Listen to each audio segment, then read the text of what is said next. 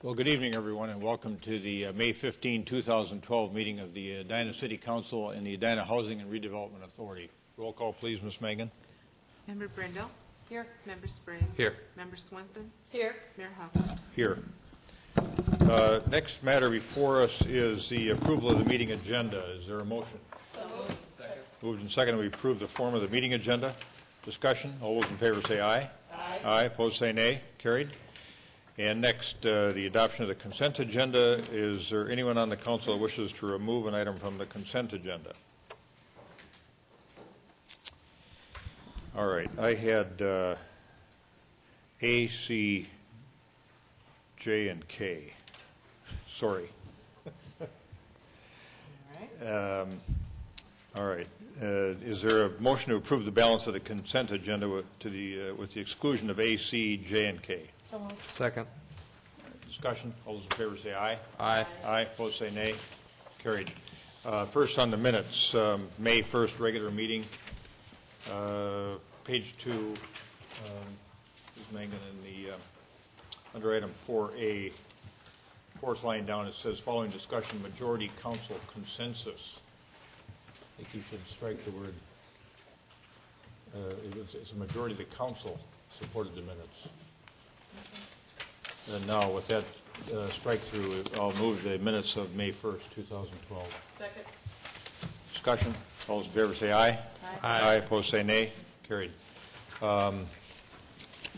Next, on the resolution denying the preliminary plat for JMS on Brookview Avenue, I had a question. We don't have Roger here.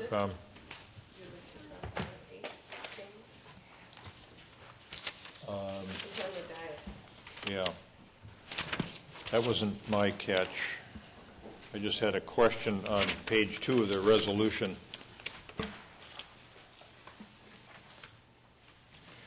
I wanted to make sure that we didn't have any inconsistency between paragraphs 3 and 4 of paragraph 2.02. Paragraphs 3 and 4 or numbered 3 and 4? Paragraph numbered 3 and 4 Okay. under 2.02. First, we're talking about no practical difficulties relative to the zoning ordinance standards. And then number 4, it says the practical difficulty is created.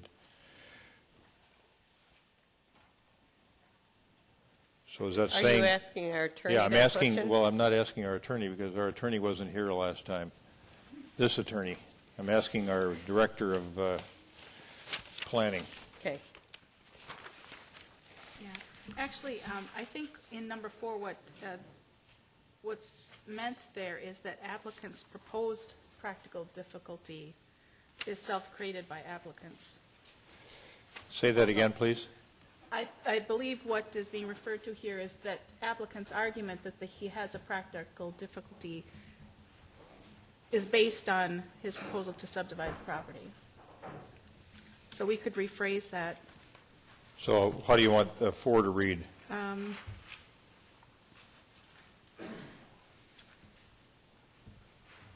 The practical difficulty alleged by applicant? Alleged by applicant's proposal is self-created to subdivide the property is self-created? Yes. Okay.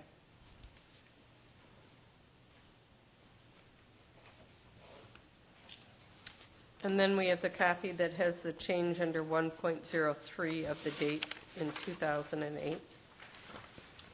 Do you all have that copy? Mm-hmm. Okay. And then so go that's back. the one we're voting on. Yeah, and then go back to 2.02, paragraph 3. Look at that second line, second sentence. Applicant does not propose to use the property in a reasonable manner prohibited by the zoning ordinance. Is that the way we want that to read? Applicant does not propose to use the property in a reasonable manner prohibited by the zoning ordinance. I'm questioning specifically the use of the word reasonable. That language follows from case law and statute, so it's particularly used in that fashion in that sort of sentence. So I think that it might be best to leave it as is. Leave that language as is? Yeah. Yeah. All right. We've got a change on 4. we're leaving 3 as is. We've got to change that Member Swenson noted in paragraph 1.03 in section 1. Any other questions? All right, then I'll move the matter with those changes. I'll second it. Discussion? All those in favor say aye. Aye. Aye. Opposed say nay. Carried. On J, I might have missed this in reading it, The but wireless. the wireless matter. Source of funds. It's in the CIP. Toward the conclusion of your budget discussions late last year, you agreed to appropriate approximately Okay. $300,000 for technology. Of that $300,000, $110,000 was set aside for wireless. All right, thank you. I'll move J. Mayor, could I ask a question Yes, before you move? certainly can. In this report, it talks about Braemar, and one question I have is, with the potential add-on of the Hornets Nest, will that affect the build-out of the facility? Yes and no. This project is for the 3 buildings that exist today.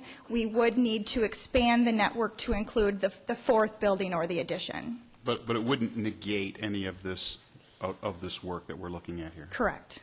Okay, so I just want to make a note that when we're talking about cost allocation between the private entity and the city, that discussion also come up. Oh, certainly. Sure. Okay. Would you second that? I will second. Thank you. Discussion? All those in favor say aye. Aye. Aye. Opposed say nay. Carried. And then on 4K, which was the bid information on removal and disposal of the Braemar Golf Dome membrane and other miscellaneous cleanup covered by insurance, but I was wondering if you could just give us an update. I know a lot of folks call me and say, we're going to have a golf dome in the fall when the golf season's over. So what's the status on collecting the full insurance coverage on the golf dome, and when do we expect to see a golf dome up? Thank you, Your Honor. We've had a number of discussions already with Travelers Insurance, the city's insurance carrier for this loss. We have received one installment of the settlement to date, and that's been a little over $668,000. The remaining part of the settlement is still under discussion, negotiation, I'd say. Some of that relates to how and if we will redevelop at that site. The council has and Park Board had expressed an interest in evaluating the feasibility of adding the golf dome to the sports dome proposal. We've been looking at that as well and trying to evaluate that. I think we're getting to a point now where we think it might be best to separate those two projects, that adding the golf dome to the sports dome concept doesn't make the sports dome more feasible. In fact, it maybe makes it more difficult to site. We'll be asking you, I think, we've got it queued up to ask you at the June 5th council meeting to give us authorization to move forward with the golf dome replacement. We think that we will be able to site the renovated golf dome, the brand-new golf dome, at that existing site, and we'll be able to do it for pretty close to the amount of the settlement that we're going to get from Travelers. Okay.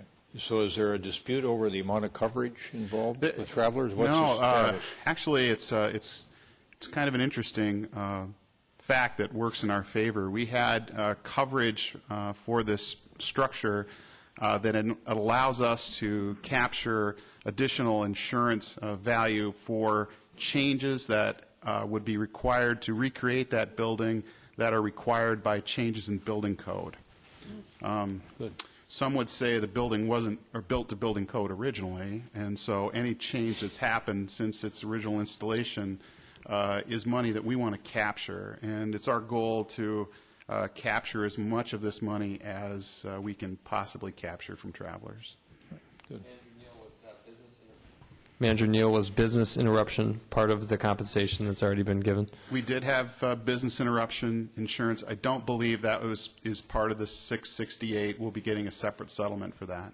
But we did have business interruption coverage on the loss. Do you know what the approximate amount that we requested? We thought at one point it would be six figures, but as it looks now, it looks like we're going to be agreeing to something less than that, probably in the $40,000 range.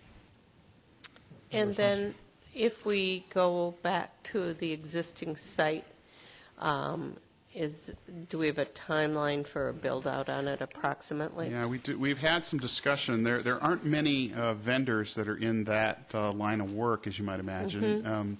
And there's a couple that are local to the Twin Cities and northern climates in general. And we have been told by them that if we can make a decision on going forward on rebuilding the Gulf Dome, that it is feasible for that Gulf Dome to be up and operational by November. Thank you.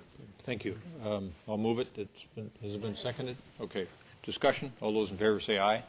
Aye. Opposed say nay. Carried. That takes care of the consent agenda. We have no special recognitions or presentations this evening. We're going to move right into the public hearing portion of the agenda. And the first public hearing matter we have before us this evening, the first of two, is the public hearing involving the proposed regional trail improvements on Gallagher Drive. Director Houle.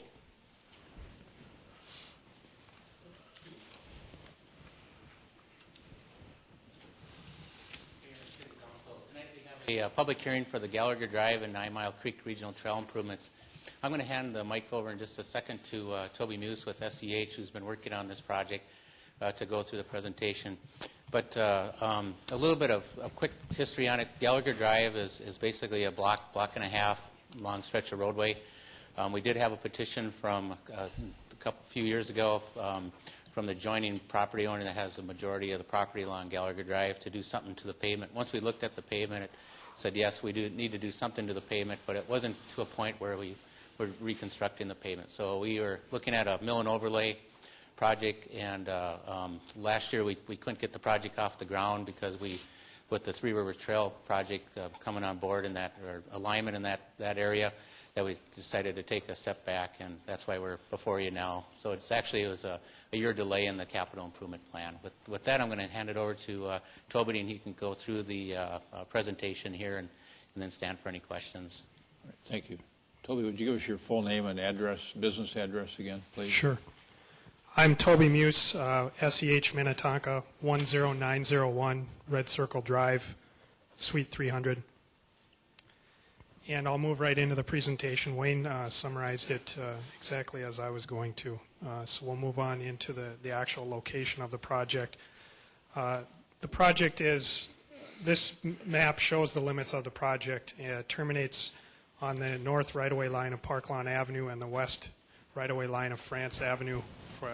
The length is approximately 1,540 feet in total. As Wayne mentioned, the project was initiated through a petition by the adjoining property owner. It was identified in the CIP for Gallagher Drive and the improvements along it. As he also mentioned, it is identified as a corridor for the 9 Mile Creek Regional Trail.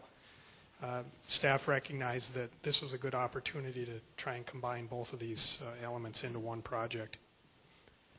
Talk a little bit about project details and the existing conditions along this street. Gallagher Drive is included in the city's state aid roadway system. It was constructed in 1971, and generally it has 6 to 7 inches of pavement overlying sandy soils. The photo shown in this slide is of Gallagher Drive looking east towards France Avenue. As evidenced in the photo, the cracking in the photo, the pavement is in pretty poor condition. The existing street is 42 feet wide with concrete curb and gutter and 5-foot sidewalks on both sides of the street. No parking condition exists. In addition, there are 10 commercial driveway entrances along this segment, and there are no pedestrian crossings or roadway lighting systems currently present. In addition, there are 5 Metro Transit bus stops along this segment. The graphic shown here is a map pulled from the Metro Transit website. Notice that one of these bus stops is actually not located here. It's located down here where the red text shows up in the graphic. In addition, there is a existing 180-foot horizontal curve that exists right through here that does not meet the minimum state aid requirements. The state aid requirement for a horizontal curve in a 30-mile-an-hour road, 30-mile-an-hour roadway is 300 foot. Proposed improvements along Gallagher Drive. Tonight, staff is asking the council for a resolution, to pass the resolution to request a variance from state aid to maintain the existing 180-foot horizontal curve. Now, if the curve were constructed to state aid standards, there would be private property and building encroachments, building setback encroachments next to the adjacent apartment building at 7333 Gallagher Drive. If the variance is granted, the street width would be reduced from the east and south sides, and in its place, a 9-foot boulevard and the 10-foot regional trail that I mentioned earlier would be incorporated. Gallagher Drive would be narrowed to 28 feet wide as part of the proposed improvements. The graphic illustration on the bottom of the slide shows the existing section of Gallagher Drive in the red dashed line, and all the proposed work is to occur within the right-of-way. No private property acquisition is anticipated. The remaining pavement of Gallagher Drive, as Wayne mentioned, would be mill and overlaid. The concrete curb and gutter and the sidewalk along the west and north side of the roadway would remain in place. The concrete we would introduce new curb and gutter along the east and south sides of the roadway, along with some curb cuts to drain stormwater to the proposed swale in the boulevard area. In addition, concrete driveway aprons would occur at all driveway entrances, and a no parking condition would be maintained.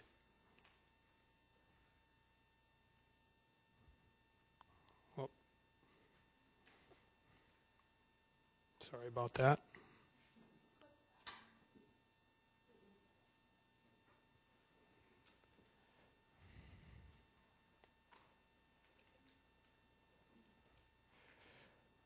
Also proposed is moving the bus stop located near the horizontal curve on the east side of Gallagher Drive south approximately 150 feet. There it would match the bus stop that's located on the west side of Gallagher Drive. In essence, it's going to improve sight distances as vehicles travel through that horizontal curve. That's the purpose of moving the bus stop.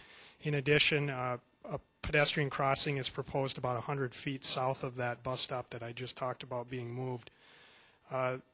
That crosswalk would be a reflective white material that's embedded into the pavement, and an example is shown in that photo in the bottom left of the slide here. Total estimated project costs, $472,000 in 2012 dollars. Of that, $6,000 would come from city utility funds. State aid would fund $346,000, and Three Rivers Park District would fund $120,000. The anticipated schedule, the open house was previously held on March 27th, and staff presented this project to the Transportation Commission at their April 19th meeting. If the council chooses to approve the route shown in the feasibility study and authorizes the staff to move forward to request the variance, then the variance committee meeting is scheduled for June 28th. If the variance is granted, bid documents would be completed and a bid opening would be held the beginning of August, with contract awards scheduled right around August 21st, and construction beginning in September, with completion scheduled in mid-November. Thank you. Be happy to answer any questions. At this point. Go ahead, Member Brindle. Okay. Hi, Toby. Hi. How does the, now that we're a year later, how does the fact that the regional trail is going to go along Gallagher Drive, what effect does that have on the changes in that roadway? I mean, if the trail wasn't going along this roadway, would we still do the same things, or what's different about it with the trail going along there? I can defer that to Wayne. Council, if Three Rivers wasn't at the table, or the alignment wasn't on Gallagher Drive, was that we would just propose, being this just a maintenance project of a mill and overlay, is that we would just mill and overlay the pavement and put it down. We would still be before you for the variance because we cannot locate any plans on how this roadway was constructed. And what we need is a previous signed-off set of plans from MnDOT that shows that they approved the 180-foot radius or the substandard curve on the roadway. Member Sprague. Thank you, Mayor. Director Houle, the Edina Transportation Commission included in their recommendation that we connect the bus paths to the trail, include bike parking, and also include conduit for lighting, as it's not a full reconstruction project, but it's a mill and overlay. Are there any engineering impediments to doing this? No. In fact, we were recommending to align the bus stops so that it would line up to the crosswalk, because there's the apartment complex there has about 1,000 units, and about 250 of the units are on the east side of the roadway, and their health facilities are on the west side. So we wanted to make sure that the people had a safe crossing, and that's where we're moving the bus stops to, is right to that crosswalk, so we can accommodate the bus, Metro Transit folks, and then the residents that live in that area. What about the other three, in terms of their connection to the trail? For the bus stops? Yep.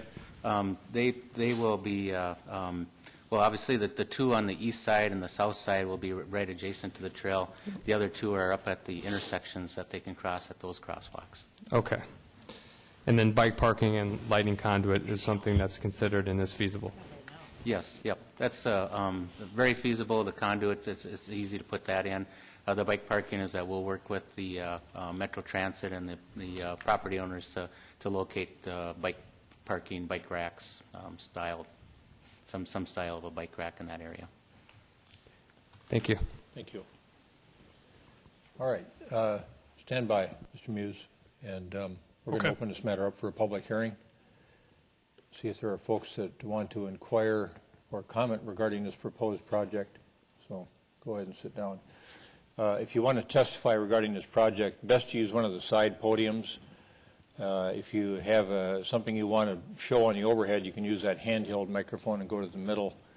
Make sure you identify yourself, give us your full name and address, and then as a reminder, we use this lighting system. You'll get an orange light when you've got 30 seconds left, and then we'll ask you to promptly wrap up when the red light comes on. So is there, as we open this matter up for a public hearing, is there anyone who wishes to come forward and inquire or comment regarding this proposed roadway improvement project?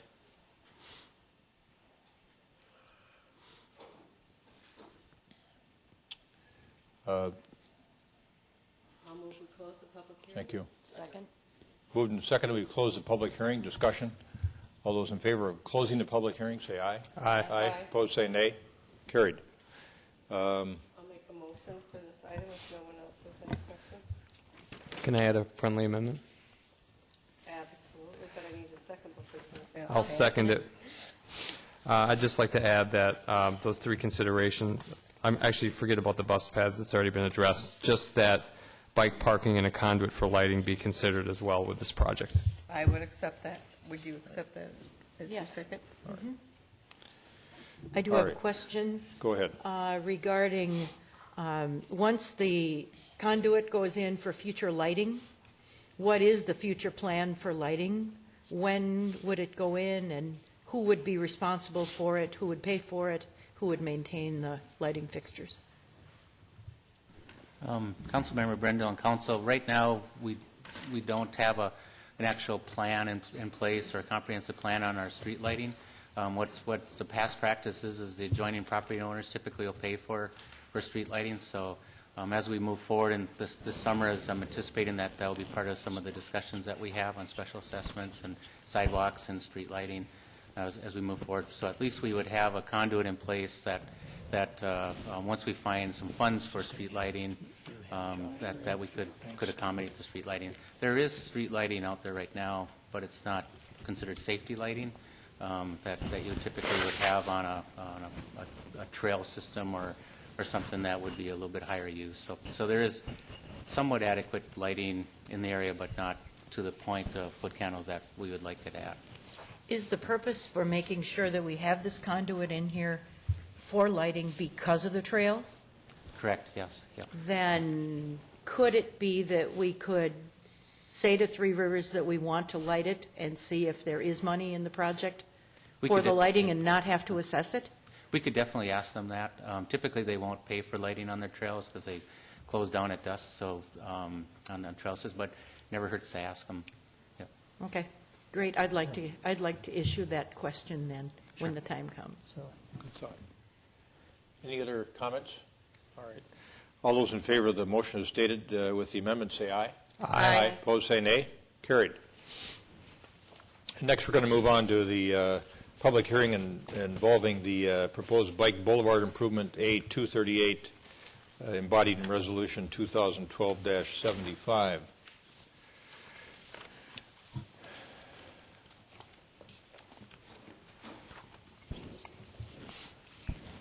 Mayor and Council, tonight we have another public hearing on the Edina Bicycle Boulevard, the Phase 1 of this project.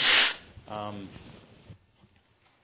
little bit on the project background, and then before I hand it over to Mike Anderson with Alliant, I'd like the Chief of Police to come up and talk a little bit about rules of the road for cyclists and such.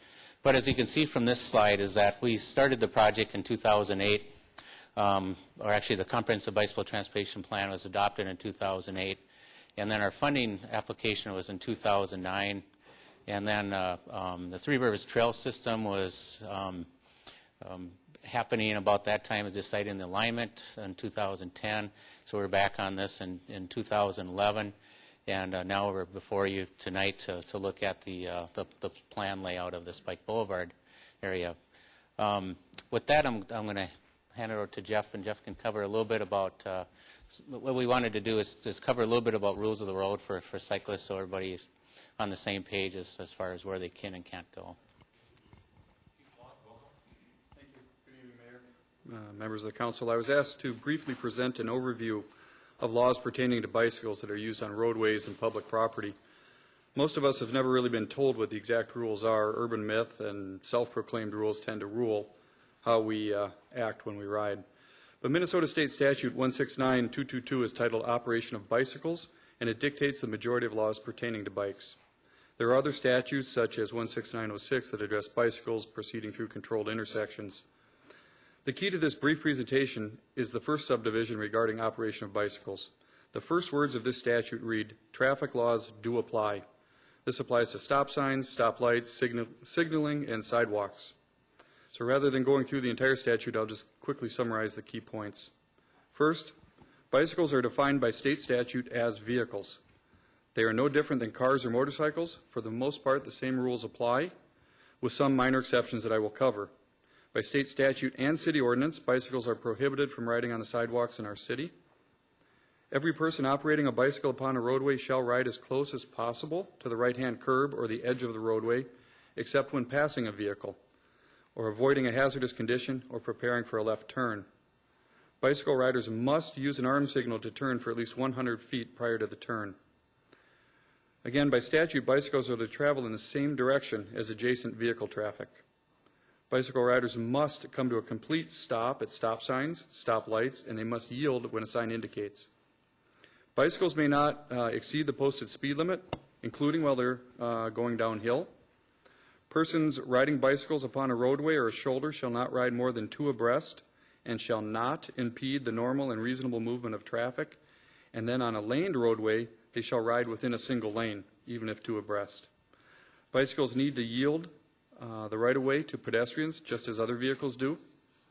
And then also a person lawfully operating a bicycle on a sidewalk, which you can't do in Edina, or to access a roadway or the shoulder of a crosswalk shall also have the same rights as a pedestrian, meaning that motor vehicles must yield to them. A bicycle rider must cross an intersection or may cross an intersection controlled by a red light. If they have come to a complete stop, the light stays red for an unreasonable amount of time, or the signal is malfunctioning. Those are the only times that bicycles may proceed through a controlled intersection without the green light. The most common complaints to the police department relate to aggressive bike weaving in and out of traffic, failing to stop or even slow for that matter at stop signs, riding several abreast while obstructing traffic, and failing to yield to pedestrians. We're proud of our safety record in Edina. In the last 3 years, we've only had one bicycle accident that had an injury.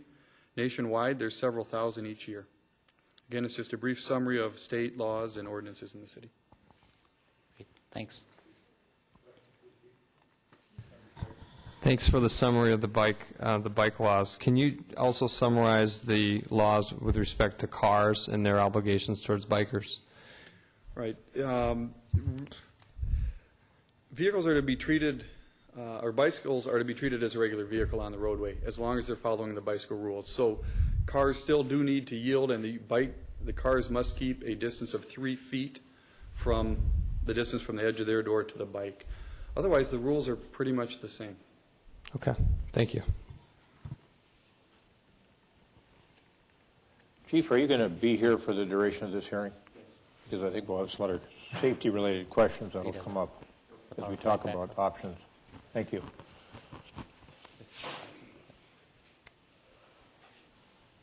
Thanks. With that, I'm going to turn over the mic to Mike Anderson with the Lion Engineering.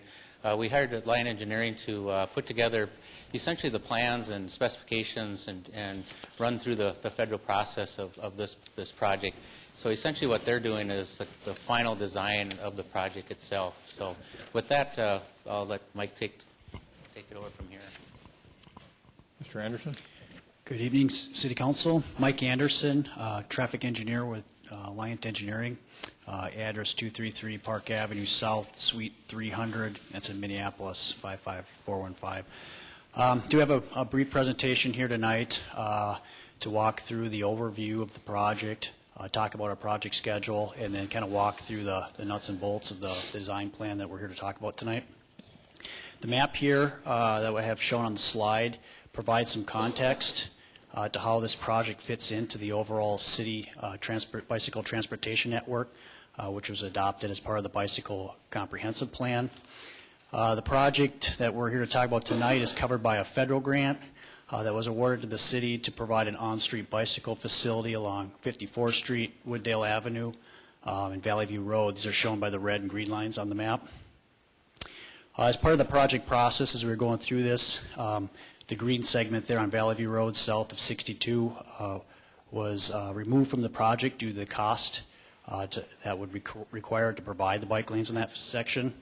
So in its place, we added the dashed red section, which we're calling the southern connection, that would provide a designated route from Valley View Road and would connect into the park, Lake Cornelia Park and 70th Street on the south. This project overall will extend, the corridor will connect to the north, existing facilities to the north along 50th or along 44th Street will connect into Minneapolis on the east via Zenith Avenue, and then, as I mentioned, to the south along 70th. Overall, our project schedule is fairly tight.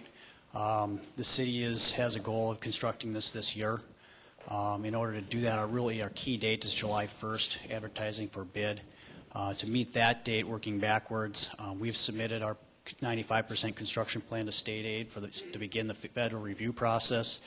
We're here tonight looking for resolution on this project. Ultimately, we're looking for MnDOT approval by mid-June and then a final FHWA approval by the end of June. Meeting the July 1st date would allow us to begin construction towards the end of August, first part of September, with completion wrapping up by the end of October. The objective of this project, as covered by the grants, is to provide an on-street bicycle facility that is, one, consistent with the city's vision as adopted in the comprehensive bike plan, will encourage increased bicycling on these roadways, and then will improve the safety for cyclists, new cyclists using these roads and cyclists currently using these roads. And to meet this objective, our primary goal is to provide dedicated bicycle lanes or a designated share the road facility. I think important to note from a cyclist perspective, dedicated bike lanes is a very important feature, especially on roadways when traffic volumes begin to exceed 2,000 vehicles per day. That provides the necessary comfort and the encouragement to be out in the road, and then provides the proper pavement markings to provide the designation of space. But with these projects, we're not reconstructing roads, we're not adding new off-street trails, so our challenge is to fit these bike lanes within the existing curb-to-curb street width, balance the needs of the traffic demands out there, parking needs, and other users of the road. But we also got to be meeting minimum lane width standards prescribed by MnDOT state aid, and then also doing this in the context of the pavement markings and signing provisions of the Minnesota Manual of Uniform Traffic Control Devices. So when we look at these existing facilities, the lane width standards and the MUTCD, that governs really what our alternatives can be on these roads and frames our trade-offs. So the decisions that we need to make between bike lane versus parking, or a bike lane versus shared road facility, or maybe we look at a substandard lane width type section. We have been working on this project with MnDOT for the last several months. We've come to the conclusion that this project meets state aid standards. We're not going to be asking for any design exceptions or variances. We do, however, have 2 locations where we are going to be requesting a permission to experiment through the FHWA for unique pavement markings, and I'll point those out as I walk through the plan. I think you guys were given the entire plan. I just have basic typical sections for each roadway segment, and I'll cover the key components of our design. The first segment here is Wooddale Avenue, Valley View Road to 50th Street. The challenge here is simply street width. The traffic volume is such that dedicated bike lanes is preferred. However, that would require the removal of on-street parking, then rendering Wooddale Avenue without any on-street parking. The alternative of that could be a share the road, but because of the volume, providing a shared lane marking or just signing is not an appropriate facility to meet the objective of the project, which is encouraging bicycling and making the facility safer for cyclists. So the recommendation here is an advisory lane concept. This is effectively a hybrid between a dedicated bike lane facility and a share the road. The key difference here is that the bike lane line is dashed as opposed to solid, and then the yellow dash center line is removed under this concept. Operationally, the operation of advisory lane is, I think on paper, maybe looks a bit confusing. We've had that concern raised. But in actual reality and operation, I think it's fairly intuitive. Really, from a motorist perspective, a motorist would drive this facility like any multi-lane road. They're going to follow the dashed white line on the right side of the vehicle. And then as they approach a cyclist, the longitudinal dashed line designates them in the right space in the road to provide safe passage of a bicyclist, but also the dashed line, because it's dashed and not solid, tells the motorist that they can enter this space. They can be there when oncoming cars are coming to pass safely. They can be there to make a right turn. And quite frankly, they can drive in this lane when bicyclists are not present. I do have and this is one of our requests to experiment. This design here has been worked through with MnDOT, does not require an exception, but does require an experiment for the dashed lane line, as we're using it as a dash as opposed to a solid line in this context. I do have a brief video clip. This is 14th Street in Minneapolis. This is what is a very similar segment of road between Portland and Chicago, same width, very similar traffic volume, in a facility that's in operation today for folks that want to check it out. I do have a video clip that the City of Minneapolis provided me. This is part of a larger video that they've done for their education campaign, but kind of shows how this facility works. I think the key distinction here is really the interaction between motorists oncoming, and then the interaction between motorists and bicyclists is really absolutely no different than how motorists are navigating around bicyclists currently on Wooddale when cyclists are there. The improvement here is providing that longitudinal line that provides the frame of reference of where motorists are supposed to be in the roadway, and provides that guidance for where the motorists should be when passing cyclists. Mike, can I ask a question? Yeah. If you would go back to the picture of 58th and Wooddale that has the little inset of that 14th Avenue, 14th Street, How does the design for Wooddale differ from what we see in that photograph? Does it differ? The only difference here is that we have parking on only one side. So parking will be maintained on Wooddale Avenue on the east side of the road. There is no parking on the west side. So the dashed line on the west side of the road will be placed 5 feet off the curb. So the east side of the road is where most of the houses are, and therefore that's the side where the parking will be? That's correct. Okay. Just as it is today. Okay, great, thank you. I think the other thing I'll note on this slide too here is I show at 58th Street, we do have 4 major intersections along here with Valley View Road, 58th, 54th, and 50th. At those locations, we are intending to stop the advisory lane markings short of the intersection and providing a solid double yellow as we approach the intersection. So that'll provide the motorists coming into the stop signs at the appropriate location to accommodate the turning traffic that occurs at these intersections. That's how it is today. As it is today. Mr. Anderson, let me ask you a question while you've got this graphic up in front of us. Do you have some data that show the comparative safety for the bicycle rider with the advisory bike lane concept versus a bike rider just trying to ride on a normal street compared with the third alternative, a share the road concept or a dedicated bike lane? Is there any data that shows a distinction between the levels of safety for the bike rider? Not yet. There are several of these located around. With the experimentation process, what's required of that is for all the agencies that have these out on their roadways to be monitoring them and recording exactly that type of data over a several-year period. So because these have not been, all the ones out there are still in the experimentation process, they haven't moved into the next stage, which is the interim approval. So that data is not available yet. Minneapolis is, for the 14th Street, is currently, as we speak right now, preparing their first set of data gathering for their section. So. All right. So as a professional traffic engineer, what's your opinion as to whether we would theoretically be, or actually creating more safety for a bicyclist with an advisory bike lane as opposed to just letting them fend for themselves with traffic on Wooddale, for example? I think the result of this will be slower vehicle speeds along Wooddale Avenue, and I think that serves to improve safety. I think the dashed line provides the proper designation between space vehicles and cyclists. That improves safety. So I think the result of this would be an improved safety, from at least especially from a cyclist perspective. And I think the impact to motorist traffic is negligible. I don't believe that this is going to result in a safety issue for motorists. All right. So for the motorists themselves, is there any crash data that indicates whether it's safer or less safe to be operating on a street with no center line? And I think that sort of instinctively makes people a little bit anxious.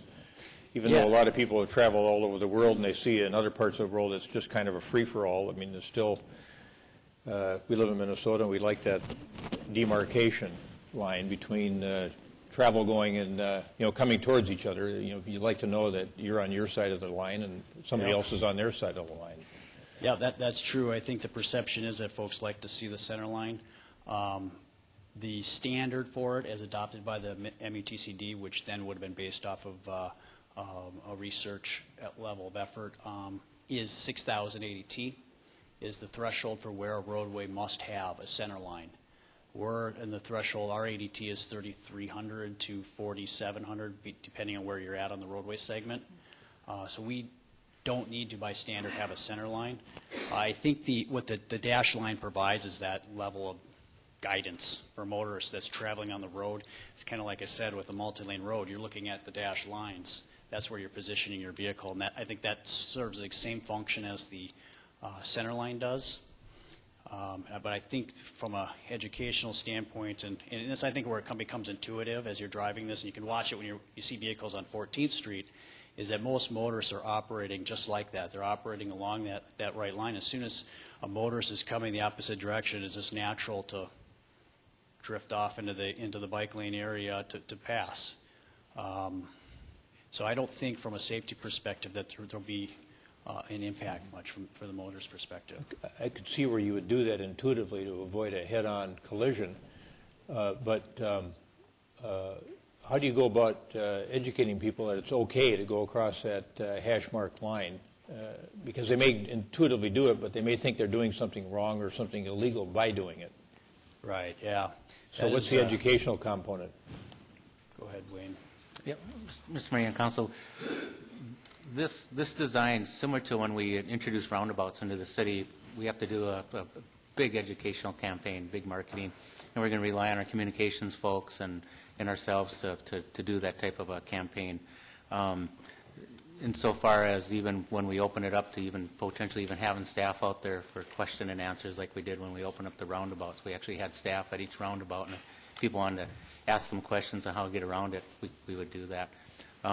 If you look at 44th Street, we held off on striping 44th Street because of not knowing what's happening on Wooddale. And what I'm seeing, even personally traveling 44th about 6 to 8 times a day, is that it feels like the traffic is slower without any demarcation of the center lines. And so we'll actually be taking counts of vehicle counts and speed counts on 44th just to see if that's actually true, which I believe it is. So I think on Wooddale is that by not having that center line is that you will see a reduction in speed is what intuitively that I'm thinking will happen.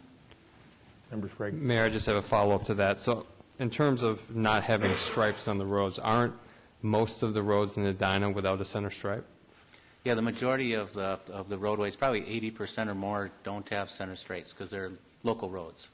And if you think of how you operate on a local street where you have traffic about 300 to 500 vehicles per day, is that you typically will drive close to the center, if not in the center, and when you have an oncoming car, you move over.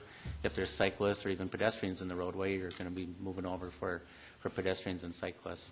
And some of those roadways get even narrower because, like, for instance, in Country Club, you have parking on one side of the street, and then in the winter, people park further away from the curb, so your distance to pass is even narrower.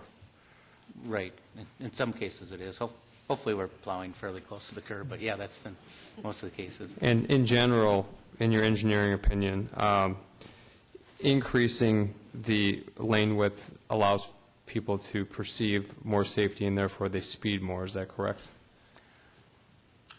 When you make a lane width wider? If you're in dedicated lanes and they are the 12 to 14-foot wide lanes and you have that marcation of a stripe on both sides, you will go faster. And I believe there's statistics that'll prove that. It feels safer to the human perception. Right. Okay.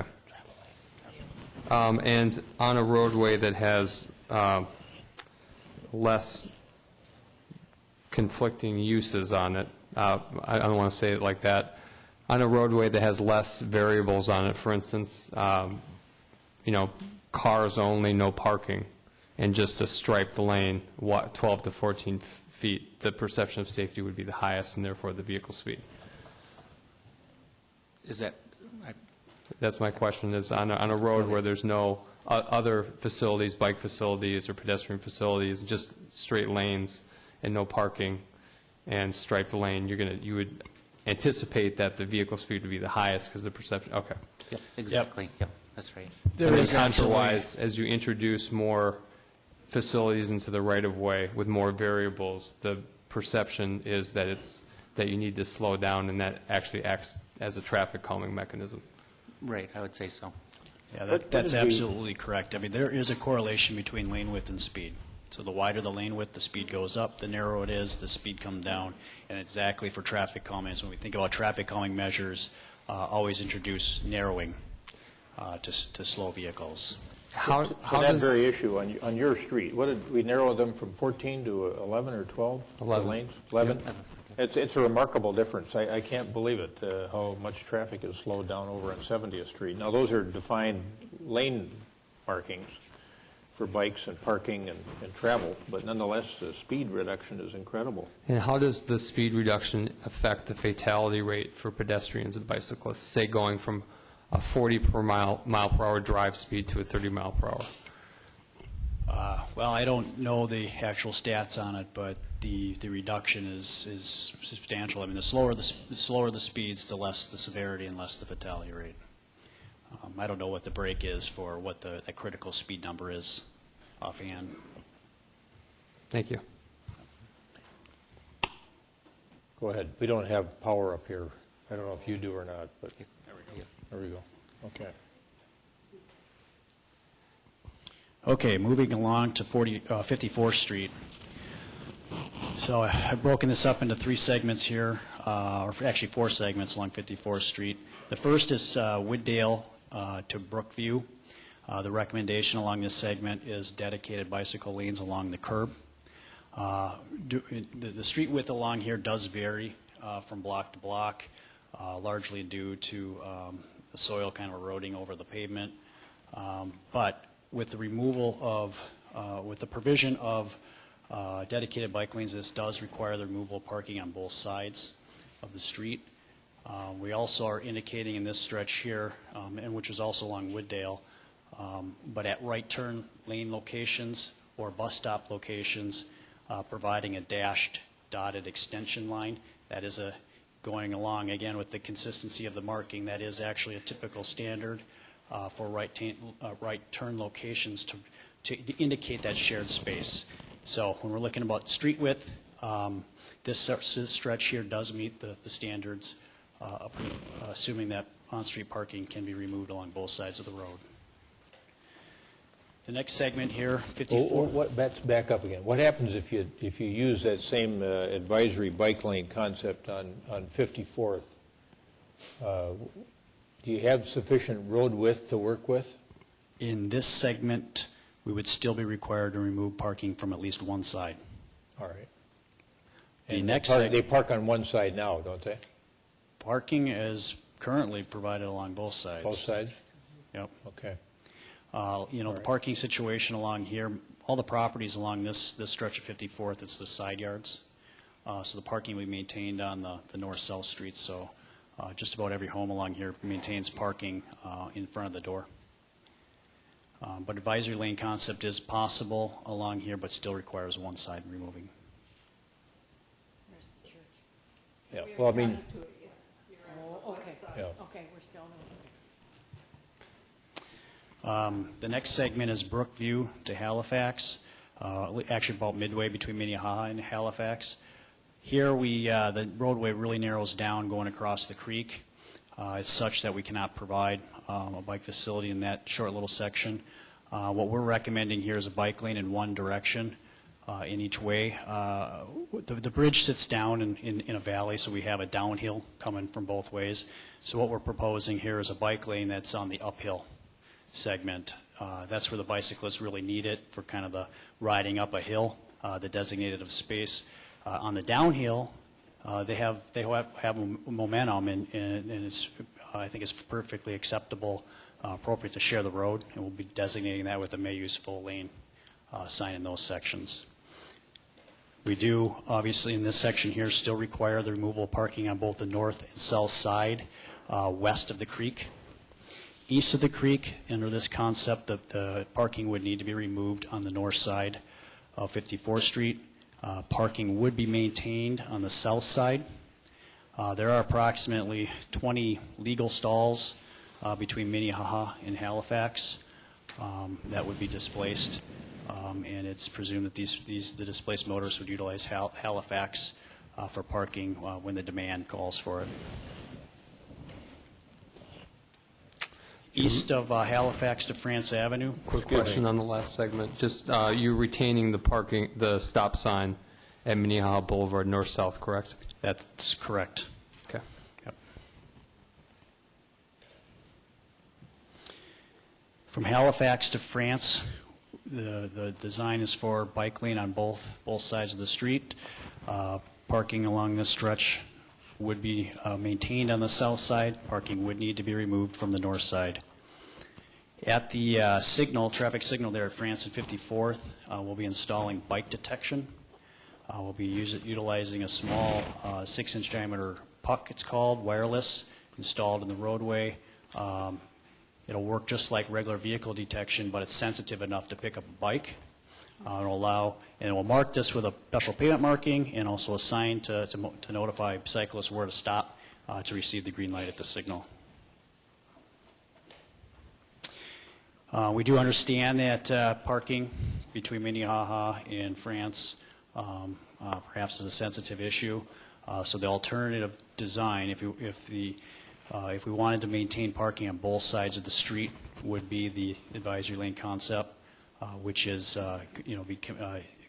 basically the same style design as Wooddale Avenue with the same dimensions.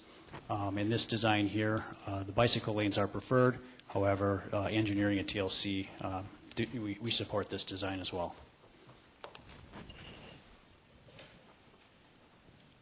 East of 54th Street from France to Zenith, this segment of road is the residential street, much lower traffic volume. Mr. Anderson, I'm going to stop you for just a second because of the segment we were on. I should have mentioned this at the beginning before we started the public hearing, but I'm a member of the church on 54th Street, Edina Community Lutheran. I do not have a pecuniary interest in the church. They may in me. But I do not in them, and I want to make sure I don't have a conflict here, so I'm going to ask our sitting city attorney, do I have a conflict of interest that would preclude me from participating in a discussion or voting on this matter? Mayor, no, you do not have a conflict of interest. Thank you. Go ahead. Thank you. Moving east of France Avenue, as I mentioned, this is the residential street segment, non-MSA roadway, much lower traffic volume. The appropriate design here is a share of the road. The proposed design would utilize the bike boulevard pavement message, which is consistent or similar to what Minneapolis has been doing for these style streets and bike corridors. We're also recommending 2 traffic circles, one at Beard Avenue and one at Drew Avenue. The traffic circles serve to calm the roadway, but also allows us to provide prioritized travel for cyclists along this route. So the recommended traffic control at a traffic circle is either a no control or a 4-way yield. In this case, we're recommending that the existing stop signs be removed and be replaced with a 4-way yield condition. This is what these things kind of look like. They're designed for a 10-mile-per-hour vehicle speed. They're also designed to facilitate a bus and a fire truck. However, those vehicles do turn left in front of the circle, whereas a normal passenger car can go around it like a roundabout. Then these are landscaped. With our project, we're going to be speccing out an ornamental tree to be placed in the middle, which then provides kind of that point of reference during winter conditions. Moving along to the kind of the south end of the project here, what we're calling the southern connection, the piece that was added in lieu of providing bike lanes south of 62 on Valley View Road. This will be a share of the road.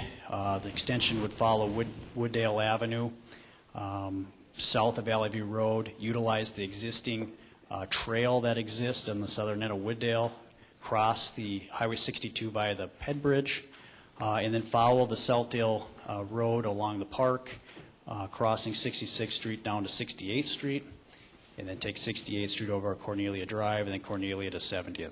So this will provide the connection for folks going to 70th, provides a nice quiet connection for folks that want to access the park, but don't want to travel on Valley View Road. Question for you on that segment. I assume there's mounted signage, but are you recommending any pavement signage, and which is superior? The preferred, the initial plan was for the signing only. However, the bike boulevard message could be appropriate for this segment as well. And that would be applied in a similar manner. We've been kind of doing it every other block type of spacing. But that provides the message to a cyclist. And I think pavement markings from a cyclisting perspective, that's an important feature. So providing that recognition is something that could be provided along this stretch.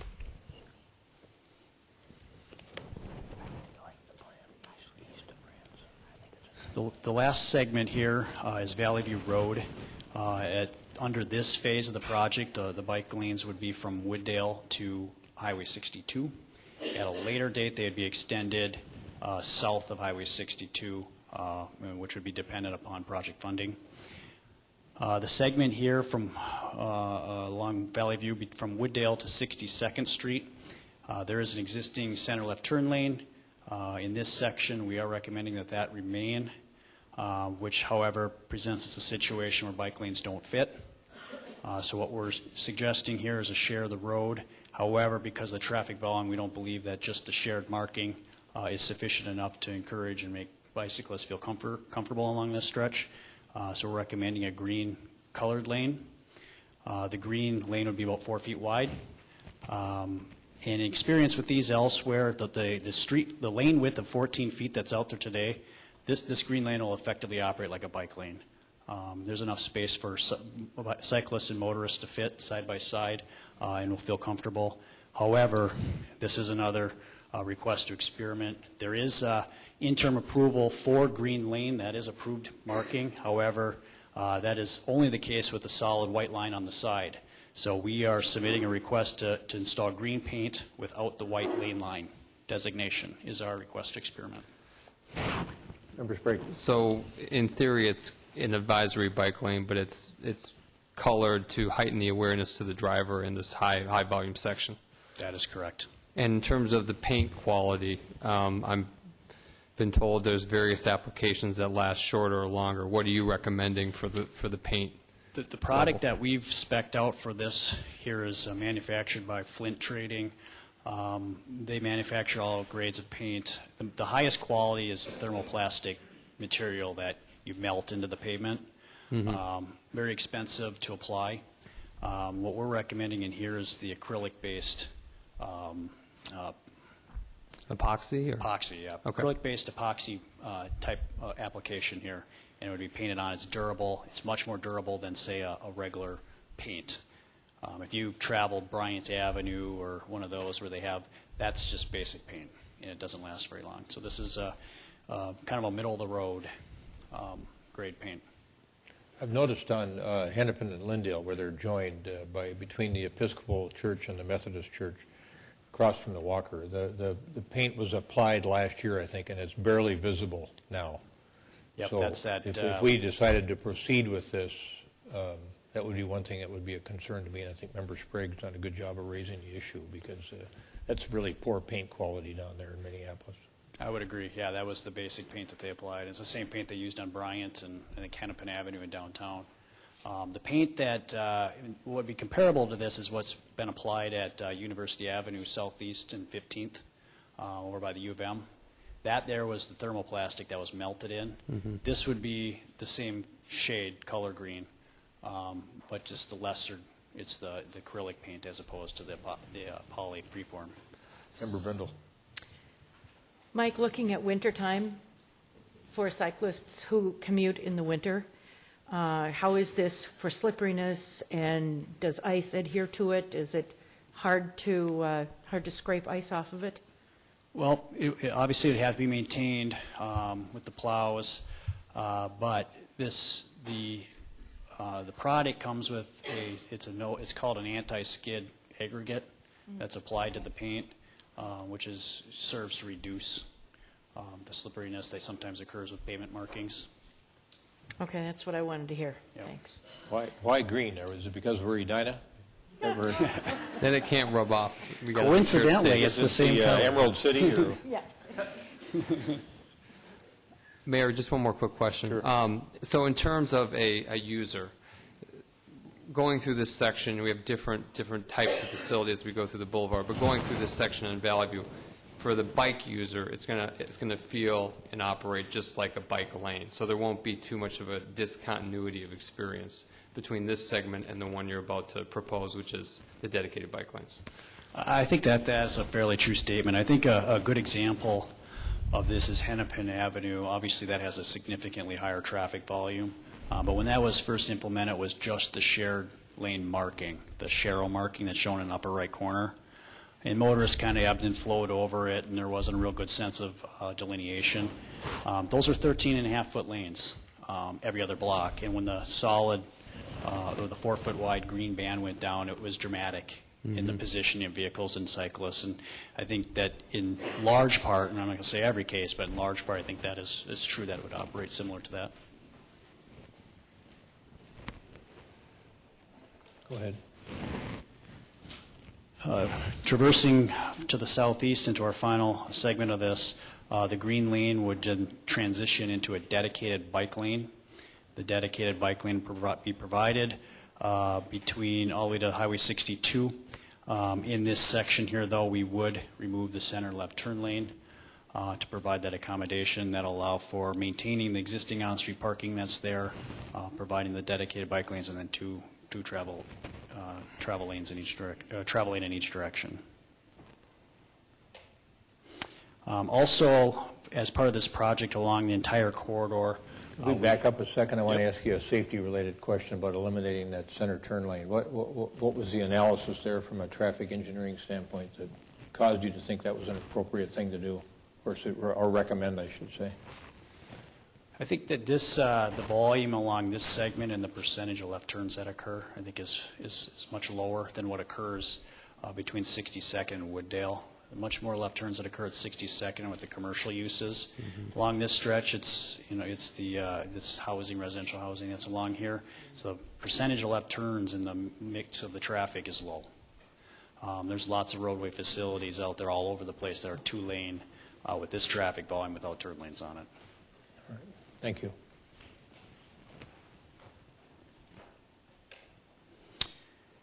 As I mentioned, we are, as part of this project, providing wayfinding or destination type signing. These signs will be mounted along the corridor and provide key destinations that cyclists might be interested in. For example, direction to getting to Lake Cornelia Park, direction to 70th Street or other bikeway corridors, pointing them off to 44th Street, those type of things. So,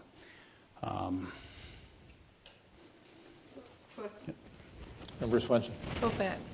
And you incorporated the no parking sign with the bike lane sign, so you would use that on one post so that you wouldn't be putting continual single signs up, but you could put them up as a joint sign, correct? that's correct. I mean, it's flipped upside down, but that's what I see. Facing the direction of travel, yeah. Yeah, that is the idea, when we can, combining signs where it's appropriate to try to save posts, less clutter along the street. Well, less clutter, too. Yep. Director Hool, we do that on the 70th Street. Don't we have some combination signs? Or We do where we could fit them in. In some Okay. cases, we had single posts with no parking, just for enforcement purposes. But wherever we can put a multi-signs on a post, we'll do that.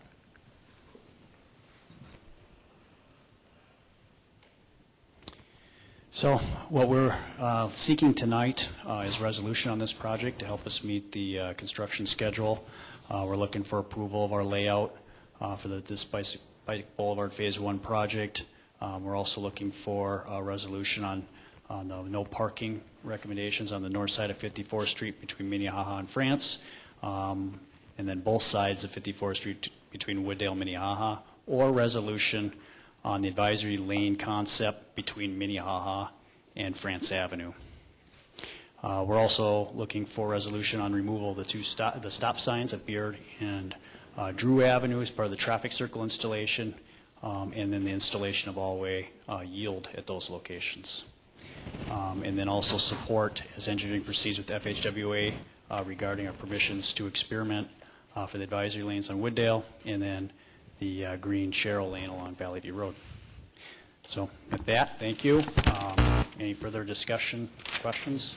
just one quick comment.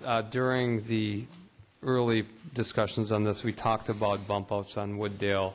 Can you talk about that concept just briefly, Director Hool? Yeah.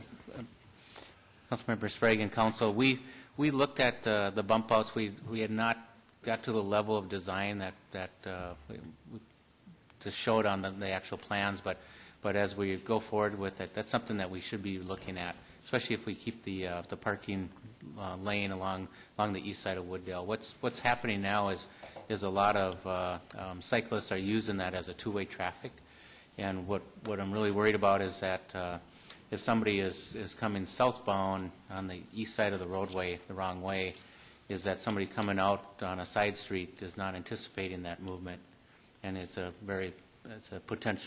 conflict point basically for a potential accident to happen. So by putting the bump outs at the intersections of the parking areas, it would prevent that from happening. And it wouldn't take any parking away from the east side because per state statute, you can't park 30 feet from the intersection anyway. So we would keep the bump outs within that 30 feet. And the bump out application is paint? Actually, would we it were be- looking at a curb and gutter Okay. to extend it out. Like I say, we didn't get to the point of the actual design, and the monies with this project wouldn't cover that. Would have to come out of our stormwater fund for the curb and gutter. And that would allow a shorter distance for the pedestrian crossing as well? That's right, yeah, that's correct. Okay, thanks. Your Honor? Just a quick comment to clarify exactly what is being asked of the council tonight. I think this process is really doesn't fit very well into the kind of the standard protocol that you're used to operating within when we talk about a public project, especially a public project that we're assessing. I think you can think of this action that we're asking you to take tonight as equivalent to ordering the project. So this is an important action, and this action actually gets this project moving, and it will come back to you when there's a bid to award, but in terms of putting this project in motion, the actions you're being asked to take tonight will do that. All right, so it won't only be ordering the project, it would be defining the scope of the project. That's as well, correct. Right. if we decide to move forward. Okay, any other questions for Mr. Anderson at this point in time? Not right now, later. All right. When we, on this council, thought several years ago that we should have a bike plan for our community and set up the Bike Edina Task Force, and everything seemed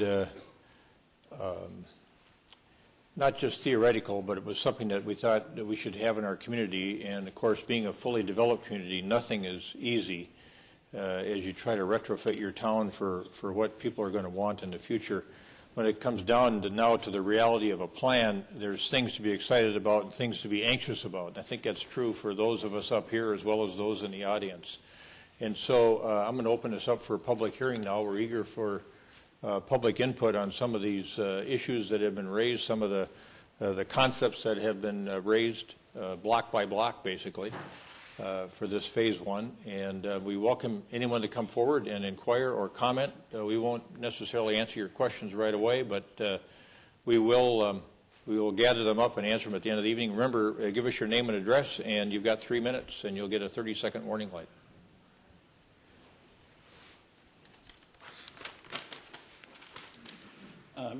Mr. Mayor and council members, I'm Pastor Eric Strand from I'm pastor at Edina Community Lutheran at 4113 West 54th, but I live at 4109 West 54th, and I've been a resident of Edina for 23 years. Thank you for this opportunity to provide input on this important project. I and the members of our congregation are pleased that the Edina is addressing this important need in the community. It will be great to have a bikeway on 54th Street. A variety of members bike to the church, and we're hoping that with this project, more members will bike to our church. Edina Community Lutheran has been on 54th Street for 64 years, serving not only our congregational members, but also, we believe, the community at large.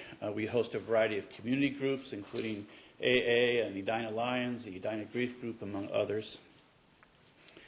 With two options on the table for our segment, the segment from Minnehaha to France Avenue, we would advocate for the second option that would establish a bike advisory lane, as Mr. Anderson has explained it. The option maintains the availability of parking on both sides of 54th Street and improves the cyclist's ability to travel the street. This past Sunday, members of our congregation who are Edina residents who were present signed on to this request as well. I'm here to ask you to support this request. Acknowledging that worshipers have been parking on both sides of 54th Street for 64 years, some have suggested that some kind of signage might help that would allow for parking during worship services, whether on Sunday morning or Christmas Eve or Good Friday or Ash Wednesday or funerals or weddings. And I appreciate the effort of some to accommodate worshipers, but I think the signage issue would be incredibly complex. I believe the advisory bike lane option is a better choice, one that would offer consistency and work well for cyclists, vehicles, and worshipers. until we have the planned reconstruction of 54th Street in, I believe it's 2014. And we look forward to participating in that planning and conversation that would lead to a project then, because I believe it would afford us the opportunity to develop a corridor for pedestrians, bikes, cyclists, and worshipers and vehicles. So thank you. Thank you, Pastor.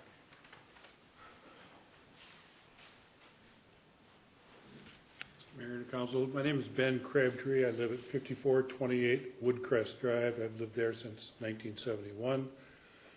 So that's a half a block south of 54th Street. So this is my neighborhood we're talking about here. So I have a lot of experience with 54th Street.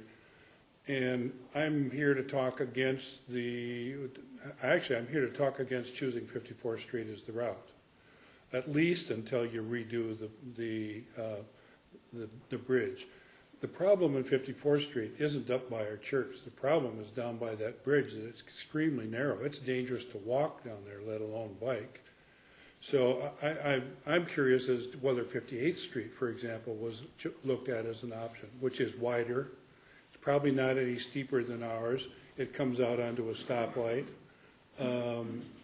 It seemed to me that 54th Street has so many problems that will not really be addressed very much by what you're talking about because of that little narrow bridge. So I'd say if you're going to do something, and I'm also a member of the church, so I should mention that too. If you're going to do something in the way of an advisory lane, that's fine. I'm not sure how much that's going to help, but I would urge you to look at another option, because it just seems to me that at least until the bridge is redone, there's no way you can make that street a good bike path. It's not a good walking path. And you get buses down it all the time, no buses down 58th. So anyway, that's enough. I just don't think 54th Street is amenable to any kind of a workable solution, at least until it's redone. Thank you. Thank you, Mr. Crabtree.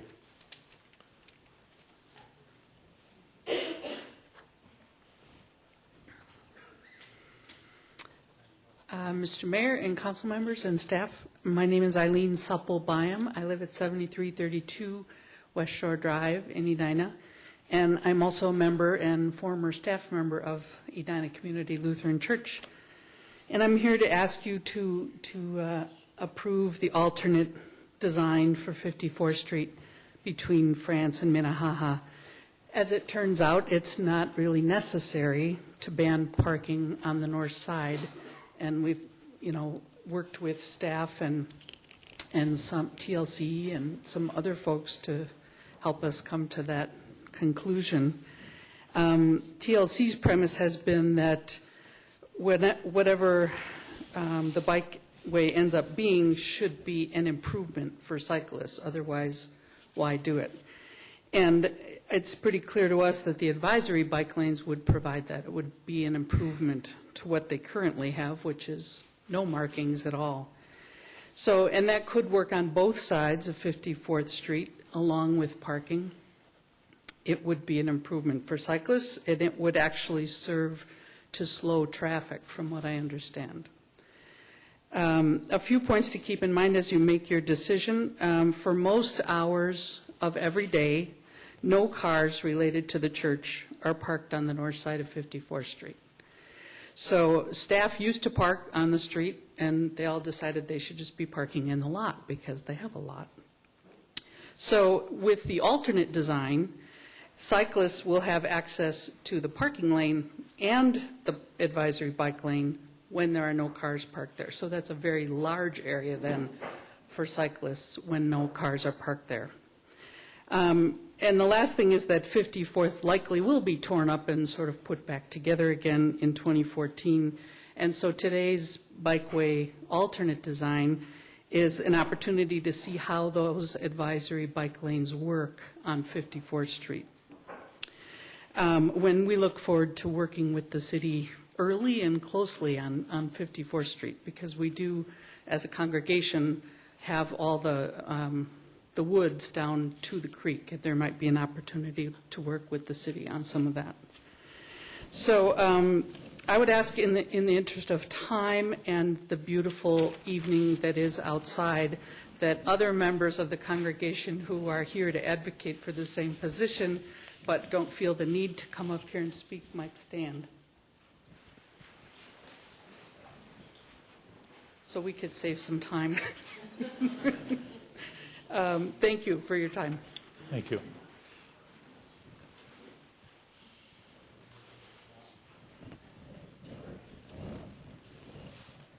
Hi, my name's Dave Frankel, 4510 Lakeview Drive in Edina. I'm just curious, since you're using federal funding, why the bridge going over the Crosstown Highway is not made Americans with Disability Act compliant. And I think that's a major sticking point, because not only is that bridge obviously crossed to a park, but it crosses to a park that has a major summer attraction, the municipal pool. Not only, people with disabilities could use that bridge if it was compliant, but right now children with bikes cannot get over that bridge easily, as well as adults for that matter.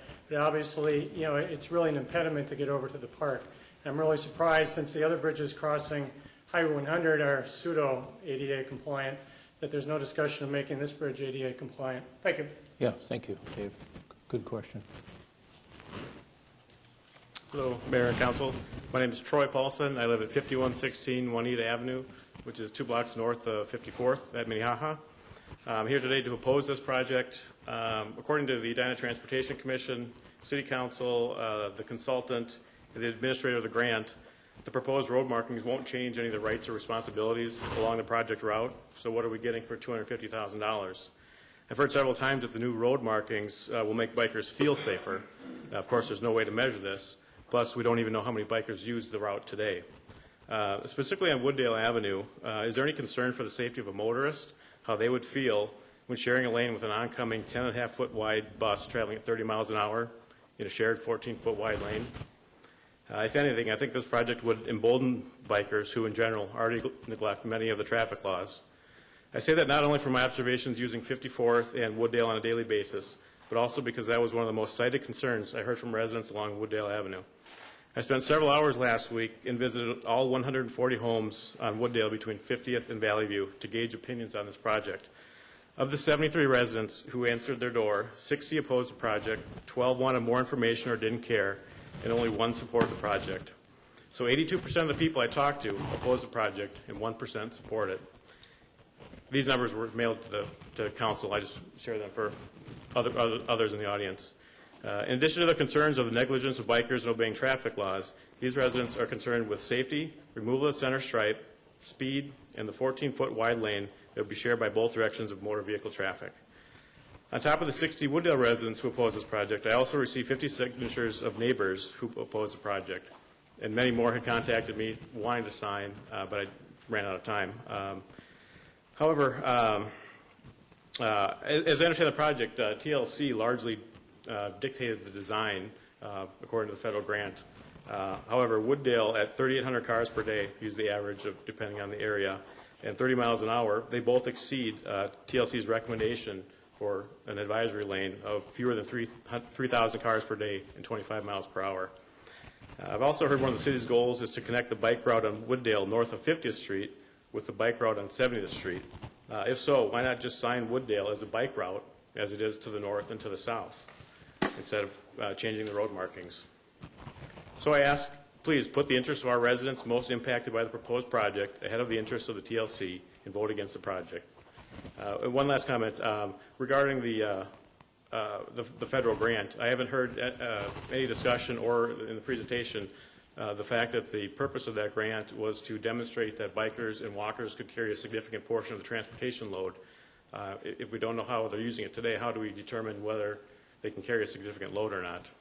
Thank you. Thank you, Mr. Paulson.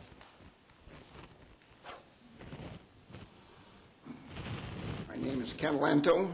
I've lived here in Edina since 1960. I presently live at 5,000 William Avenue. Having been a person that has either worked or lived around danger extensively most of my life. So you can understand, I'm very interested in safety, very interested. safety. I taught school woodworking. I had to take over the family driving, which is a laughable situation now.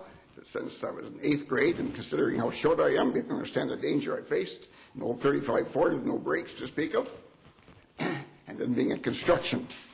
So I'm concerned about safety. So for that reason, I would like to see you people consider strongly 58th Street, which Ben Crabtree spoke about. There are no major establishments along there. 58th Street leads to tennis courts, which I used extensively. It leads down to the school, Southview Middle School. It leads down to the elementary school. And tonight, for instance, I drove by there. I bet there were 75 to 100 people down there. So we need a bicycle path, I think, on 58th Street, regardless of what you do on 54th. And actually, I'm not happy with the proposal of 54th. But 58th Street would improve safety. And I can presume that a lot of young people like to drive 58th down towards the school, both the elementary as well as the middle school, and the extensive amount of athletic fields that you have down there. So I'm speaking in favor of 58th Street being considered, regardless what you do at 54th Street. That's just what so I'll stop at that. Thank you very much for your consideration. Appreciate it very much. I've lived here a long time and seen some very fine government in Edina, as well as an awful lot of fine people working here professionally too, Wayne. I don't know you personally, but I've had a chance to, as a small contractor, to deal with a lot of people here in City Hall, and it's, I think, 100% been very satisfactory. Thank you, Mr. Lanto.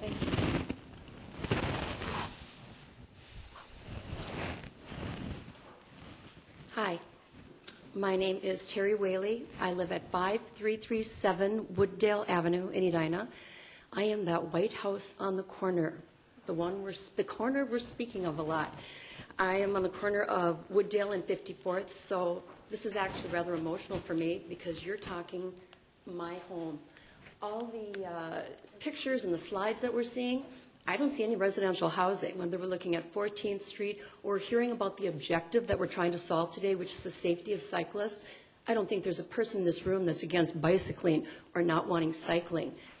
But I'm here to advocate, and my objective is not only my property value, but the safety of my 4 children, my dog, being able to have people come to a graduation party or a wedding party or just a hockey get-together at my home and be able to park near my home. So my objective is my home, my family, the stewardship I feel for my home. When I remodeled 7, 8 years ago, I went around to every single neighbor in my neighborhood, ran it by them, told them what I was going to do. I did not go 1 inch wider. I did not go 1 inch higher. I do care what people feel. When you live this compact in a residential neighborhood, we need to care about what everybody feels. And I don't feel that we've really been in this process. I heard something about this last fall. I called, I emailed. I never ever got a response, and I was actually with Dr. Dressen the last time you had a meeting at the high school, so I couldn't be here. So I'm going to make my notes here. Number 1, it's a residential neighborhood, not 14th Street with big apartment buildings or what have you. I want the people that are voting on this to respect our neighborhood. Wooddale and 54th, as far as the east side of Edina, we take the brunt of just about everything besides Port 50th. I don't just come on Wednesday nights for church or Sunday mornings. I live there 24/7. It's my biggest financial obligation and investment. So, I mean, the church, I think, is really important, and it's great that they care, but they don't live there. Everybody doesn't live there every day. I also am not concerned about people trying to get somewhere quickly. I don't care if you're trying to shoot through to get to South Minneapolis to get to your home faster. I want you to be respectful to me and my neighborhood. I have 3 drivers out of my 4 children now. The first thing I say when they're going down France or anything, people live here. We go to church in Minneapolis, Bethlehem Lutheran on Lyndale. I'm incredibly conscious how I drive down 50th, how I go around the lake, and I try to teach that to my children and for them to be respectful. It's about quality of life, and that is about slowing it down, that we're worrying about cyclists that don't live in the neighborhood or that don't obey the traffic laws truly, and that we have the school buses get off right there on 54th. We don't have a sidewalk. We have my neighbor kitty corner from me on Kellogg and 54. She just had twins, so she's got the wide double stroller. She cannot get around the block safely. Ms. That's Bailey, how I need to have dangerous you wrap up. 54th is. Need to have you That's all stop. I need to say. I thank you Good. very much. You did a beautiful job on your house, so.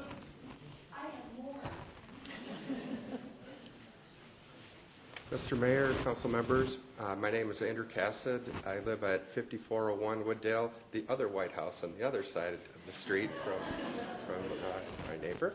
I'd like to thank you for this opportunity to discuss the bike plan. I'd like to talk about the 54th and Wooddale corner and between Wooddale to Kellogg. We have about 12 parking spots. That's just a rough approximation. With this plan, we'll be down to one in front of my house because we're now talking about a bump out on 54th. I think this is going to have a significant impact on the property value of, for our home and others in the neighborhood. During holidays, we have older relatives that come for Thanksgiving, Christmas. I'm not sure where they're going to park in the future. I would like to respectfully request that at least one of the parking lanes is maintained and an advisory lane between Wooddale and Minnehaha. Again, I've lived in this neighborhood since 1969, and I remember when we didn't have a stop sign on 54th, and it was essentially a freeway down that street. I appreciate that they have put in the plan to keep that stop sign. I had heard at the Planning Commission that was that was the initial plan. I'm not sure if that's going to be the long-term plan, so I would hope that would maintain beyond in 2014 with the redevelopment of the resurfacing project.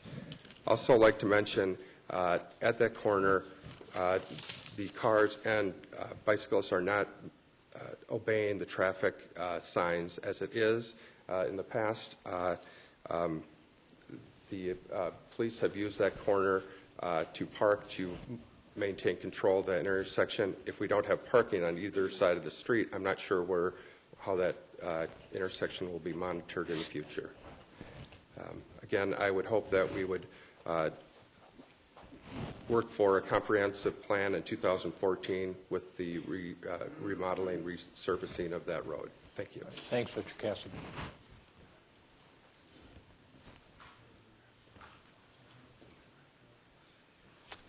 Right there, please. Hi, I'm Audrey Kingstrom. I live at 3529 West 54th Street. That's right at Chowan and 54th Street. I'm on the east side of France, for those of you who might not be familiar. I would like to thank the City Council and the leaders in the city for being visionaries in terms of planning for increased biking in our community. I think this is a good visionary thing for our community, and I totally support the effort to find a way to make biking more accessible, safer, and prominent in our community, and also connecting it with other things that are going on further to the south, as well as to what's happening in Minneapolis. We're very close to the City of the Lakes and all of the wonderful bike paths that Minneapolis has to offer. And so to make that feasible, I think is a real benefit to Edina, its residents, for bike commuters, as well as for recreational biking. I'd just like to speak a little bit to a couple of the points that I've heard brought up tonight. One is all of the efforts made towards making biking more safe and more accessible to people and encouraging people really helps traffic issues. I think that all of us should welcome this. I mean, it slows traffic down. I think it's all a positive. And in our communities, I don't see it as a negative thing, but as a positive thing on our home values, because we're part of this interconnected biking world that Minneapolis and our surrounding community is becoming. And so it's only a positive thing as I see it. I understand the issues with some parking being reduced, but and so I really am sympathetic for people who are being affected in that way. But change is always hard, and I think we can get through it, and I trust that all of the engineers and the council will take that into consideration. The one thing about the 58th Street corridor as opposed to 54th Street, I know 54th Street is kind of a problematic street because every block something different is going on 54th Street. I walk on 54th Street between the Zenith and Wooddale. I walk on 58th between Chowan and Wooddale. And I think 58th is a much busier street than 54th. Even though 54th is problematic, I appreciate the church being, accommodating to at least a secondary plan. It's all hard. Again, Mayor Hovland, as you said, we're trying to retrofit an older vision of urban life, and it's challenging.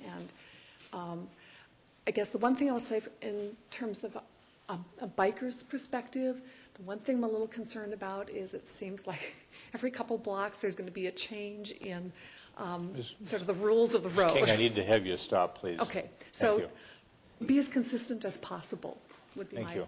my urging. Welcome.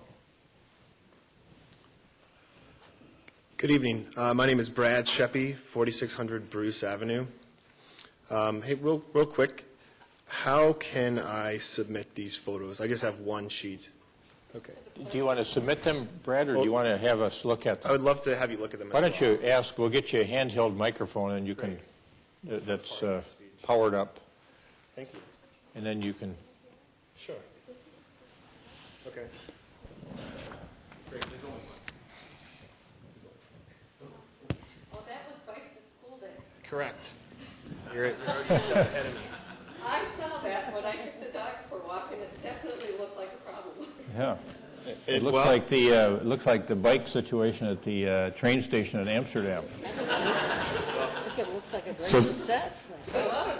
It's the future of Edina bicycling, in my opinion. So, real brief, I know the clock's probably already started. So, my name is Brad Sheppy. I'm a resident, a new citizen in the last 2 years. I moved my family here, my wife and I, and a 6-month-old son to Edina, Northeast Edina, specifically for the walking and bicycling. I'm also on the Bike Edina Task Force, so I wear 2 hats here. I'm going to recap the past, present, and future of this project in bicycling and kind of speak to the broader picture here, not the specific details. 2007, the bike comp plan referenced primary and secondary routes, specifically the exact routes we're talking about today. 2009, there was a preliminary study done by the city, again, going into depth about this project. In October 2011, all of the residents were noticed in this area to an open house where the city staff had a section-by-section image and design for this entire project that took in public comment. And so that's kind of just a very high-level process. There's lots of other grants and TLC involvement. Speaking to the network of where we are today, we're just at the very start. We started 70th last year. We're now moving into striping multiple other streets this year, including Cahill, Antrim, the regional trail. So we're talking about local connections, regional connections, and we're also adding bike parking at 50th in France, 44th in France. So, this is one segment and one specific discussion, but, the bigger picture is we're truly putting a network together here. And basically, this photo I wanted to touch on, and what it means. This is Concord. This is Bike to School Day last week, and I'd like to thank Katie Meyer at Dewtown who helped coordinate and actually take this photo. So basically what it shows is that, I don't know if you can see, I guess I can point, but they basically ran out of parking, so they just started parking wherever they could. And this is in close proximity to the project we're talking about. So in big picture, I just want to say that, these are the folks who we should be designing these bike lanes for. These are constituents. These are children. These aren't Lycra guys riding between Minneapolis and Bloomington. These are people who are riding bikes in our community. And basically, someone told them, hey, biking's a good idea. And with a parent or a chaperone, made it safer than it is today. And they said yes. And so that's what we're talking about here. So in terms of today and going down the road, there's always going to be different designs and compromising on designs. But I think from a safety standpoint, we really need to think of these children. We need to do our best to get children off of these sidewalks and surprising motorists into conflict and actually give a space that's safe to ride a bicycle on the road. So That's my speech today, and I ask for your approval of what's being proposed today. Thank you very much. Thanks, Mr. Chappie.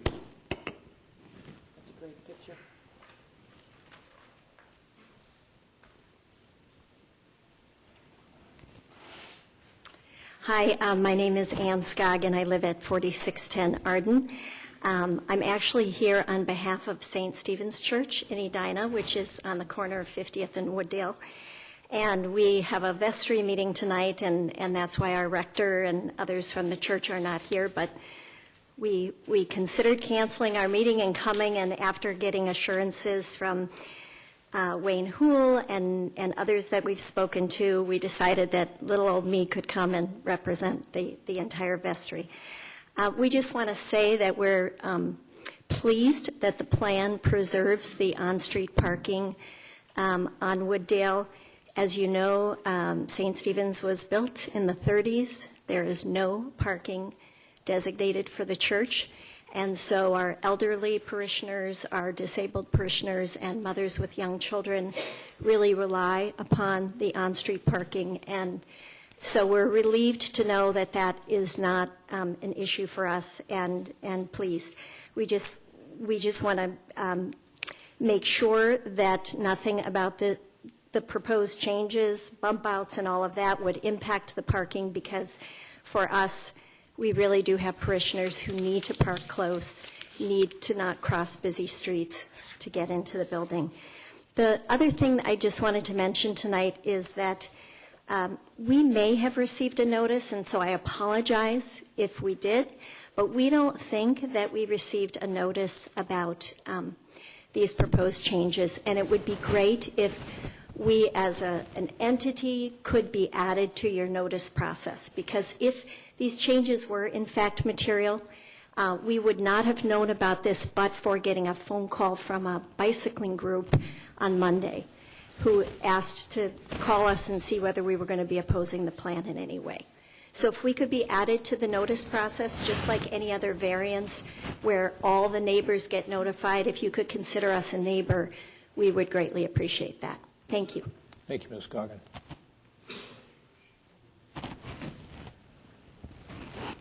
Good evening. My name is Bob Kovich, and I live at 5107 Wooddale Avenue. I think I'm here representing a lot of the residents between 50th and 54th on Wooddale. We oppose the project. I think from listening to all the people and hearing the hearings, I'm not hearing enough about the traffic that's in front of the Edina Country Club between 50 and 54th. I know Mr. Anderson compared Wooddale Avenue to 14th Avenue in Minneapolis, and I don't know. I don't know anything about this stuff. I do know that 14th Avenue doesn't have a country club there. And the traffic that comes out of that country club, it's unbelievable. I live right across the country club. If you leave the country club parking lot, you go into my parking lot. And I see it on a daily basis, the traffic. I see the construction vehicles. I see it, how many cars go by my house. I've lived there for a year and a half, and I think if I had known how bad the traffic was, I don't know if I'd have moved there. And we're not hearing this right now in this hearing. And talking to my neighbors, we all feel the same way. I'm a biker. I'm not against biking. I understand that, and I get that. But between 50th and 54th, it's way different than it is from 54th on towards the south. And I think we really need to take a look at that because of the neighborhood, the kids, the traffic. And I know the neighbors, a lot of people wanted to be here tonight, could not be here, so I just wanted to make the comment for the residents between 50th and 54th. Also, the original plan, the bike path, did not include 50 to 54th. We didn't get a notice. I don't know when it happened, but the original one was on 54th, not the 4 blocks by the country club. So I don't know what happened there, but it obviously was changed. We didn't get it. I know our residents didn't get anything about that. But I think we need to take a look at the traffic pattern and hopefully something else can happen with this. Thank you very much. Thanks, Mr. Kovich.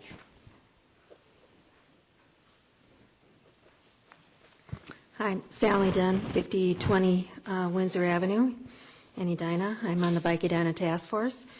And I would just like to comment that all of Wooddale Avenue has been part of the bicycle plan since it was published. And 54th Street was listed as a secondary route and 50A Street as a primary route. The reason 54th Street was selected for this project is because it connects to Zenith, and Zenith dead ends at 54th because of the creek. And Transit for Livable Communities wanted to have a connection to the Minneapolis bikeways, which is going to be Zenith Avenue. So, and I personally do bike. I don't bike Wooddale because I think it's unsafe for bicyclists the way it is now. But I do bike 54th Street a lot, and to go to my church in Minneapolis and where I work in St. Paul. And I strongly support the proposal that was laid out. I think that it will make it safer. The area between the creek and France is pretty wide anyway, and usually there is not much traffic on 54th Street, at least when I've been biking it. I think once in the 12 years. I've had a bus go by when I was biking. Maybe it was just the timing, but I don't consider it a busy street. But then I usually go fairly early in the morning or late in the evening. So it will make Edina more bike-friendly, and I just want to comment on what the vision is in the bike plan, which the guiding vision for the bike plan was to support the gradual transformation of the city of Edina into a progressive bicycle-friendly community where citizens can easily integrate cycling into their daily lives. Thank you. Thank you, Ms. Dunn.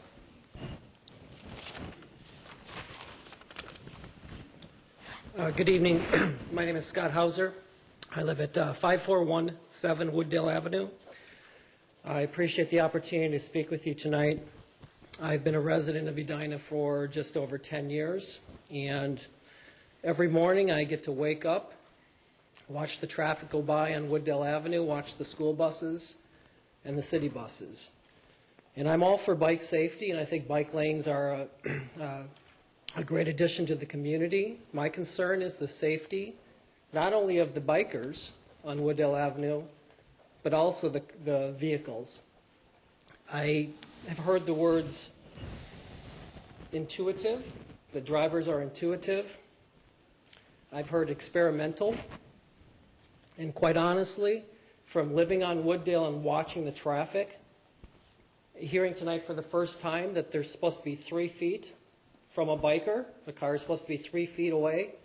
If you have a parked car on one side, a bike lane, which is another couple of feet, if the vehicle is supposed to be 3 feet away from the biker, how can you possibly fit a city bus or a school bus or 2 cars with another bike lane on the other side? So if there's a biker on both sides with parked cars and they need to be 3 feet, how does that work without causing the potential for accidents? And I think the safety, I would ask that you consider and really dig deeper or provide more information other than just assumptions that the traffic flow is going to get better or they're going to adapt. I just can't see it. So anyway, thank you for your time, and at this point I'm opposed. Thank you, Mr. Hauser. Mr. Mayor and council members, my name is Doug Hosnick. I live at 54th and Abbott Place.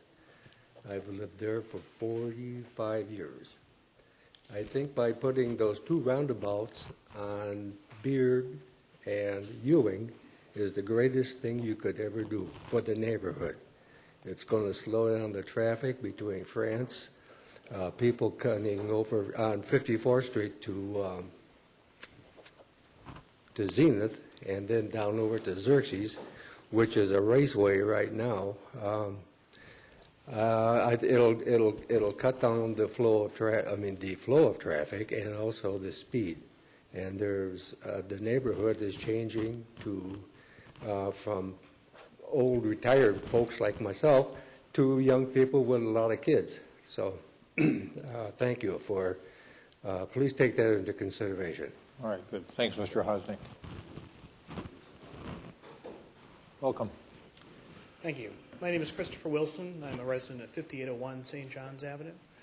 And I do use Wooddale and 54th to bicycle from my home to Lund's grocery store and the 50th and France neighborhood. So I am glad to see that the bike proposal is going forward. It's the delivery of a promise that's been long in coming. I just wanted to say that I remember when we were redoing 58 that there was a lot of discussion about having learned lessons about the way that they did Wooddale, that they were going to make sure that they put a grass boulevard between the sidewalk and the street as a traffic calming measure. And I remember that the residents at 58th at that time had said that they were going to go against the recommendation to do a bump out to give them on-street parking where there was at that time, because they were concerned that really the parking was being used for, by people who didn't live in that area anyway. I think that the redesign, the design that was done on 58th was to our benefit as compared to what's on Wooddale. Traffic is much slower on 58th, although it is also a state aid route, than it is on Wooddale. And as a bicyclist who uses Wooddale frequently, I approve of the advisory bike lane experiment. I think that what I'm hearing from a lot of the residents on Wooddale is that they're opposed to it because they're concerned about safety. And they're concerned about, in particular, traffic speeds on their street. I'm concerned about traffic speeds on their street, too, living just 2 blocks away from it.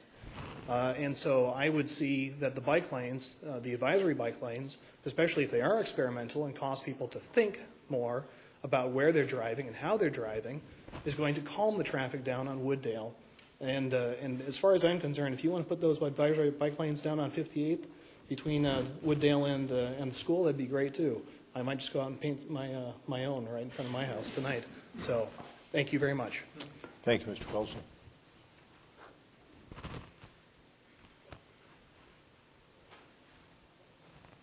Good evening, Mayor and council members. My name is Marty Mathis, and I live on 5933 Wooddale Avenue. We've been in our Edina small starter home for about 25 years now, and the kids are almost gone, so it's getting to be a big home now, which is nice.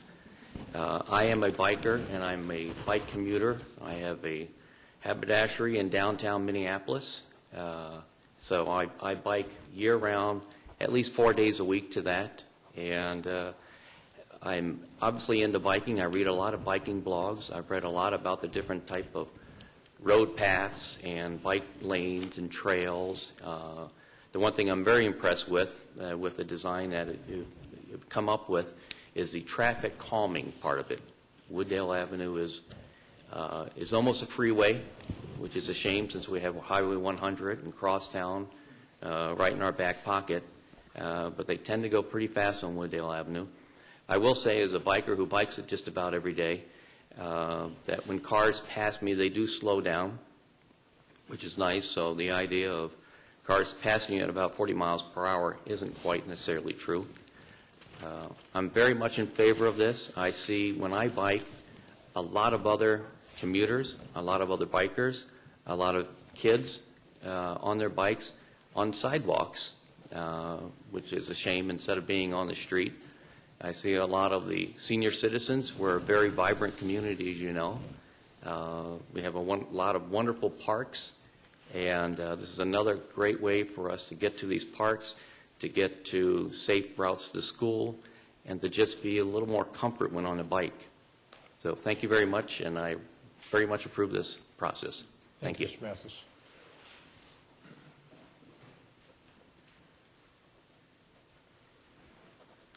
Hi, Mr. Mayor, City Council. My name is Jeff Burrows. I live at 5121 Mirror Lakes Drive. Been an Edina resident since, I think, 1992.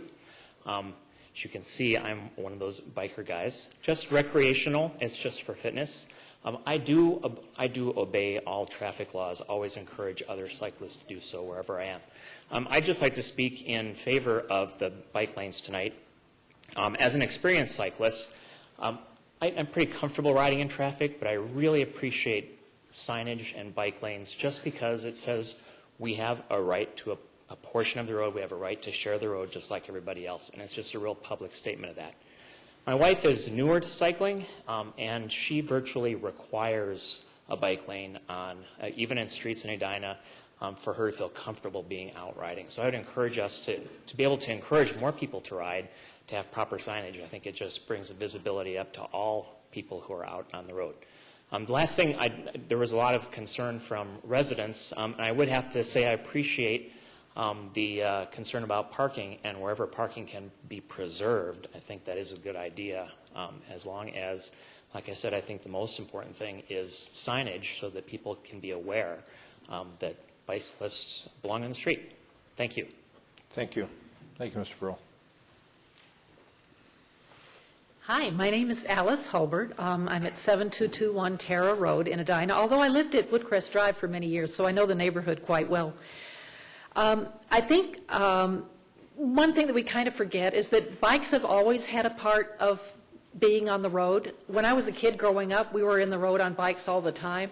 The difference was we didn't have the traffic volumes back then, and nobody cared if you rode in circles or the wrong direction.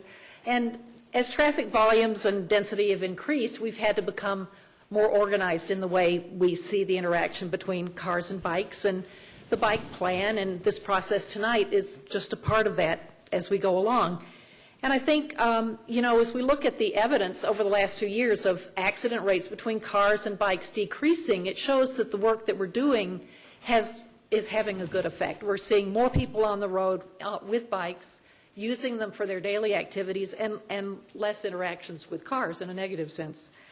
The purpose of the lanes that we're looking at tonight and the development is to bring out those people and the kids and the families who are a little less comfortable in driving their bike alongside of traffic. And I think it'll serve the community very well in that regard. I know there's a lot of fear when people think, oh, there's not going to be a center line, or we might lose parking and we might find our property value goes down, or it's all about fear of something new. But the other projects that we've seen recently, the 70th Street bike lanes, the work that was done in Country Club and the work that was done along Cornelia Drive, all new ideas that were brought forward for road design. And I think cities have to change and have to look at new design standards. And I love what I hear of the new ideas that would be brought in with this project. So I'd also like to just take a second to recognize the work that Dwayne Lindstrom did on this. He worked tirelessly on what this was once called Phase 1 back in the day when it was first brought up by our old city manager, Gordon Hughes. And he was tireless at working at that up until the time he passed away a couple of years ago. So I just thought I'd remind people of his fine work. Thank you. Thank you, Ms. Hulbert. Good evening, Mayor and City Council members. My name is Ann Cassett, and I live at 5401 Wooddale Avenue. My husband was up earlier, and he missed a point that I'd like to bring up. My concern is I'm not opposed to bicyclists. I think it's very important to have it in our community. However, right now, as 54th Street stands, we like to refer to it as a third world country or Beirut. Right now, it has so many potholes, and if bike lanes were put in right now as is, I would be in fear of being a bicyclist on 54th Street because there are so many potholes on the edges of the street that really need to be looked at. And as we understand, the road is going to be done in 2014, and a comprehensive plan can be done at that time to take in all parties that need to be considered on 54th Street. Thank you. Yeah, good.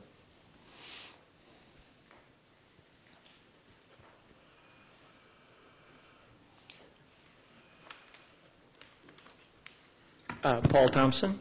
Good evening, Mayor and City Council and staff. I'm here to support the bike lane. Address, please, Mr. Thompson. 4244 Crocker Avenue in Morningside. First of all, tonight is the first time I've come up to City Hall in my 6 years of biking up here where I have there was no room for me at the bike rack. And I wanted to complain for a long time that there's not enough bike racks. Now I can complain. So mine is the bike that's attached to the handrail, and please be careful when you leave. So I think, having traveled around the world and gone to Amsterdam and to Copenhagen, there are 5,000 bikes at the train station in Amsterdam. I saw that last year.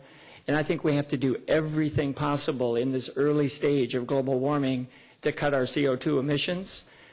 We just had a huge jump in CO2 to 397 parts per million. 350 is safe. So whatever we can do to get people out of their cars and on bikes, it will alleviate traffic and it will make things a lot safer. And I totally hear the concerns that the people on Wooddale have, and we need to teach our bikers to follow the rules and to be safe. Thank you. I support this plan.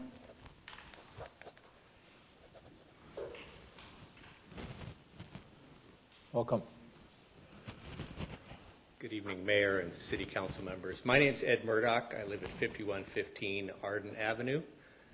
I've listened to all the comments and thoughts, and there's just a couple things that I just felt compelled to bring up myself. I can appreciate the city's feeling that you've got $250,000 of federal money burning a hole in your pocket.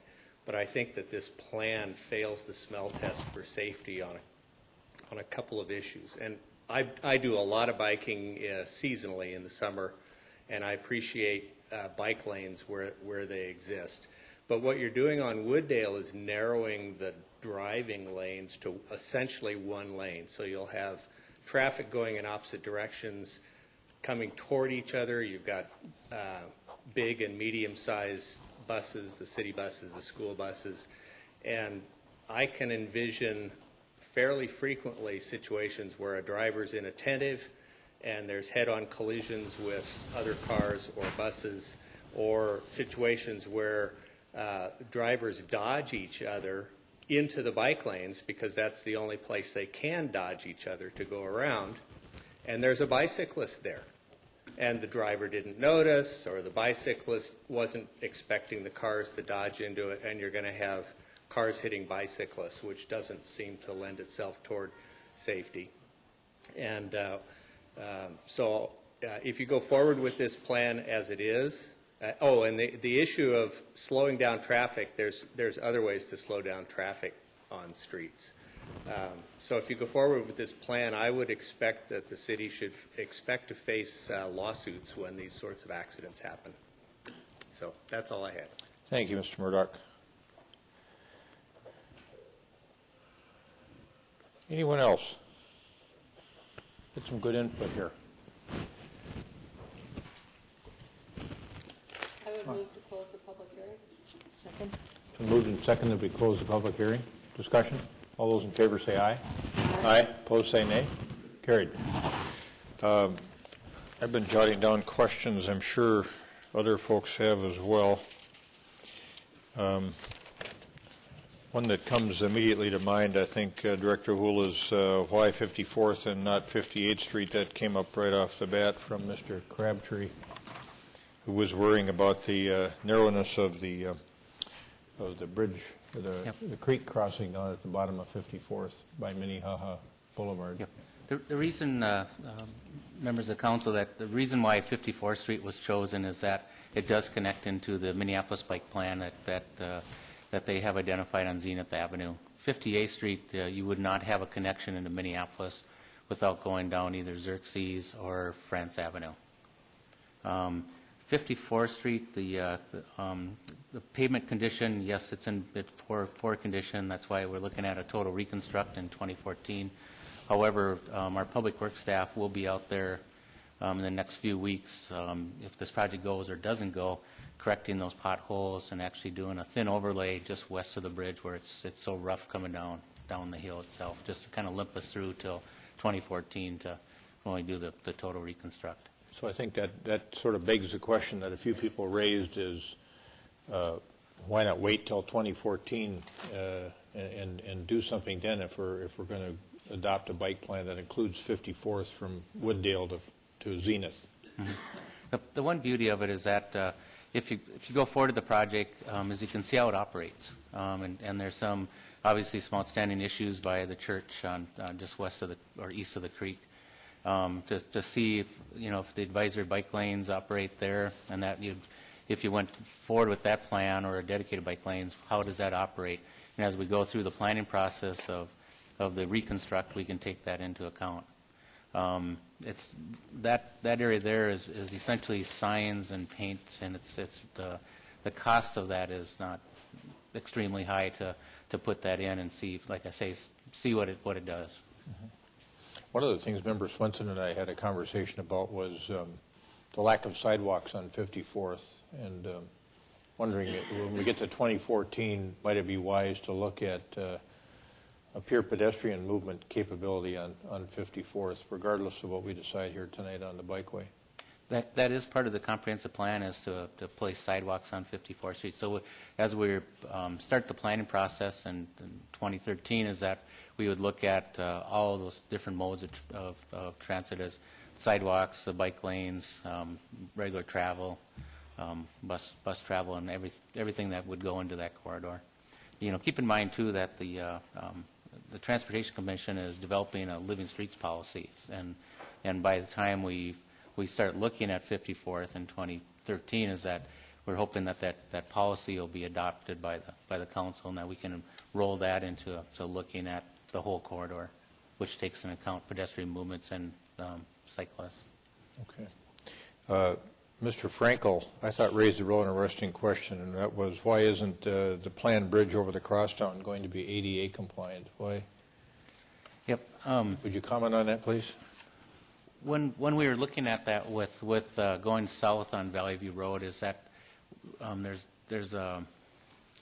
it wasn't economically feasible to correct some of the conflict points on Valley View Road down by the crosstown. So the ultimate plan would be to have the route follow Valley View Road east of Wooddale, down around the crosstown, and then connect in down to West 70th Street itself. But the big conflict point was the off-ramp, the eastbound off-ramp at Valley View Road, and that's well over $200,000 or more to correct that off-ramp to place a bike lane in that area. So what we're looking at is a temporary measure for to route the cyclists down over essentially the pedestrian bridge itself. It does have a U-channel. We'll look at improving that channel over the bridge with this project, but in the just for the near future that we'd use that as a temporary measure. We're also, from the engineering, from a staff point of view, is that we're looking at that bridge to improve the bridge and propose in the next round of the capital improvement program to actually upgrade the bridge so that it would be cyclist friendly with ramps and bring it into ADA compliance. Well, what kind of cost would we be expecting on what you call the temporary fix versus the permanent fix and doing it right? Maybe Mike could help me out, is putting the U-channel in versus replacement of the bridge itself.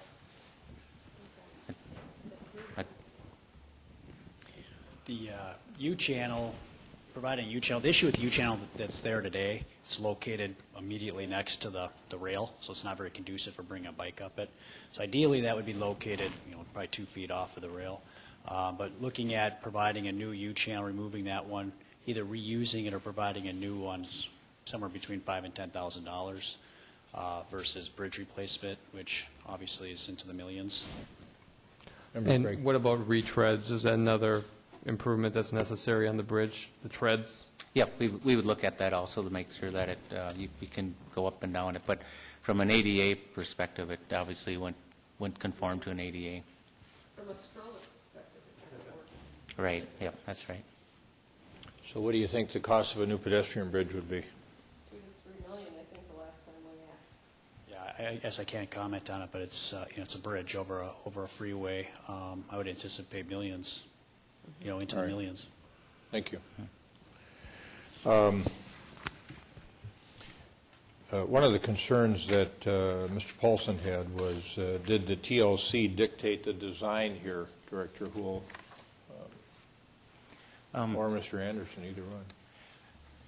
From the TLC point of view, is that they do have specifics for design. One is to what some of their, and Steve Clark with the TLC is actually here and probably could speak a little bit to this, is that one of the sole purposes of the pilot program is to increase bicycling and bicycle safety. So looking at that as some of these designs are coming from the pilot program, and if we were to just put a bike route sign or share the road sign like we have up in the country club area, it wouldn't meet their requirements for gaining the federal funding. Mm-hmm. So I think one of the companion questions that Mr. Paulson had was, well, what do we get for $250,000? How would you answer that question?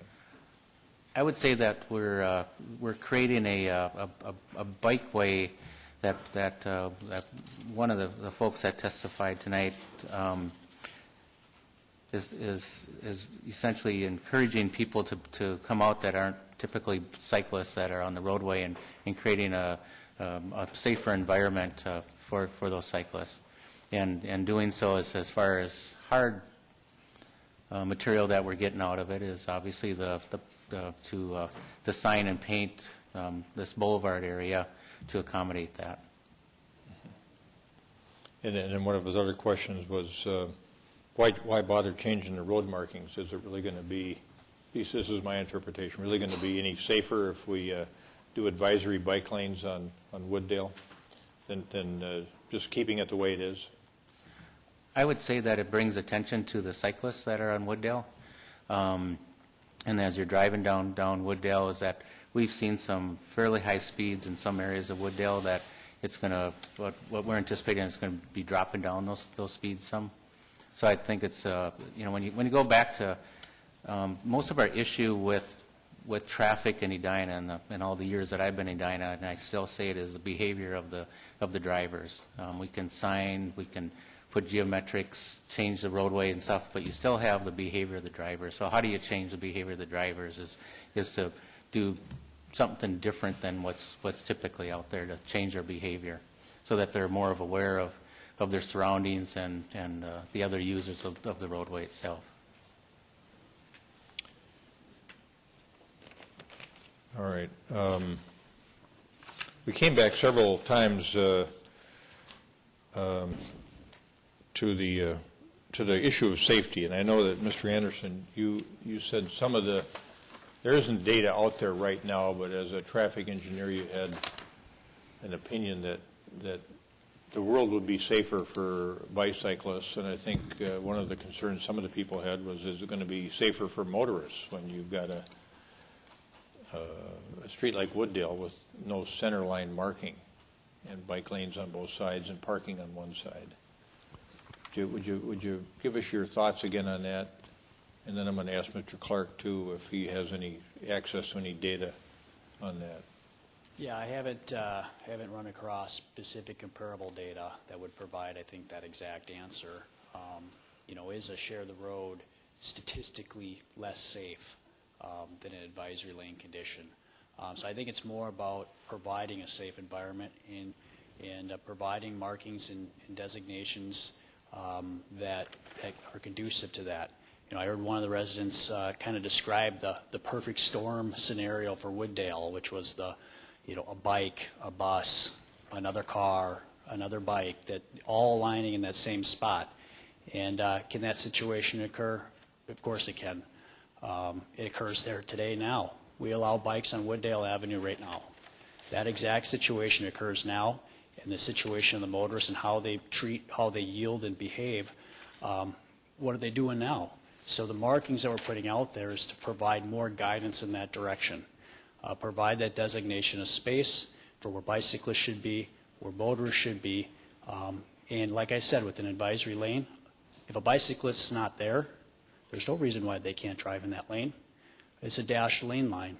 It's an advisory. They can be in that space. That's the point. So in general, the markings, I think, lend to provide a safety improvement in that regard. Okay, thanks. Mr. Hull, you could probably answer this more quickly. We can look at our data here, but volumes between 50th and 54th, are they higher than from 54th on south on Wooddale?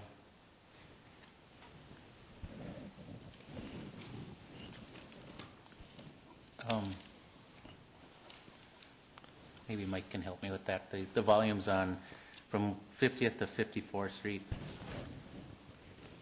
Actually the volumes, I believe, the higher volumes, the 4,500 exists. That's correct. The volumes are higher north of 54th. However, I should note, too, beginning at 56th Street, that's when Wooddale widens. So we're also introducing a much wider section on Wooddale north of 54th. We actually have a 18-foot middle shared space, which is wider than what's to the south. So. Okay. I know Mr. Clark, Steve Clark's out here from Transit for Livable Communities. I'm wondering, Mr. Clark, if you could come up for a minute and comment on some of these safety issues. You've been doing this bicycle work all over the country for many years, and I think you would be helpful to the council on this issue of advisory bike lanes and bicycle safety and motorist safety in these kinds of situations that we're talking about, especially on Wooddale and 54th.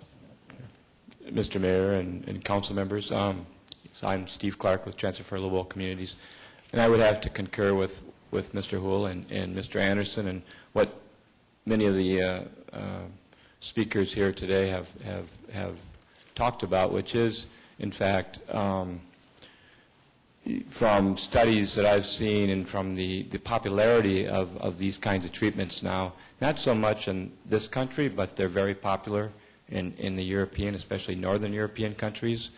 They have found that even on high-speed rural roads where they've implemented these advisory bike lanes, the speeds have come down and the safety improvements have been fairly dramatic. And I will send anybody here who would like to see some of those results. There was a webinar that I attended a couple years ago when these first were being, I guess, introduced to this country.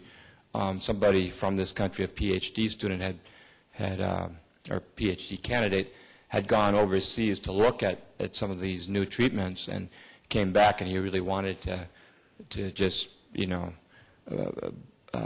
campaign for them here in this country. And Minneapolis, I think, may have been the first city to actually try this advisory bike lane on East 14th Street downtown.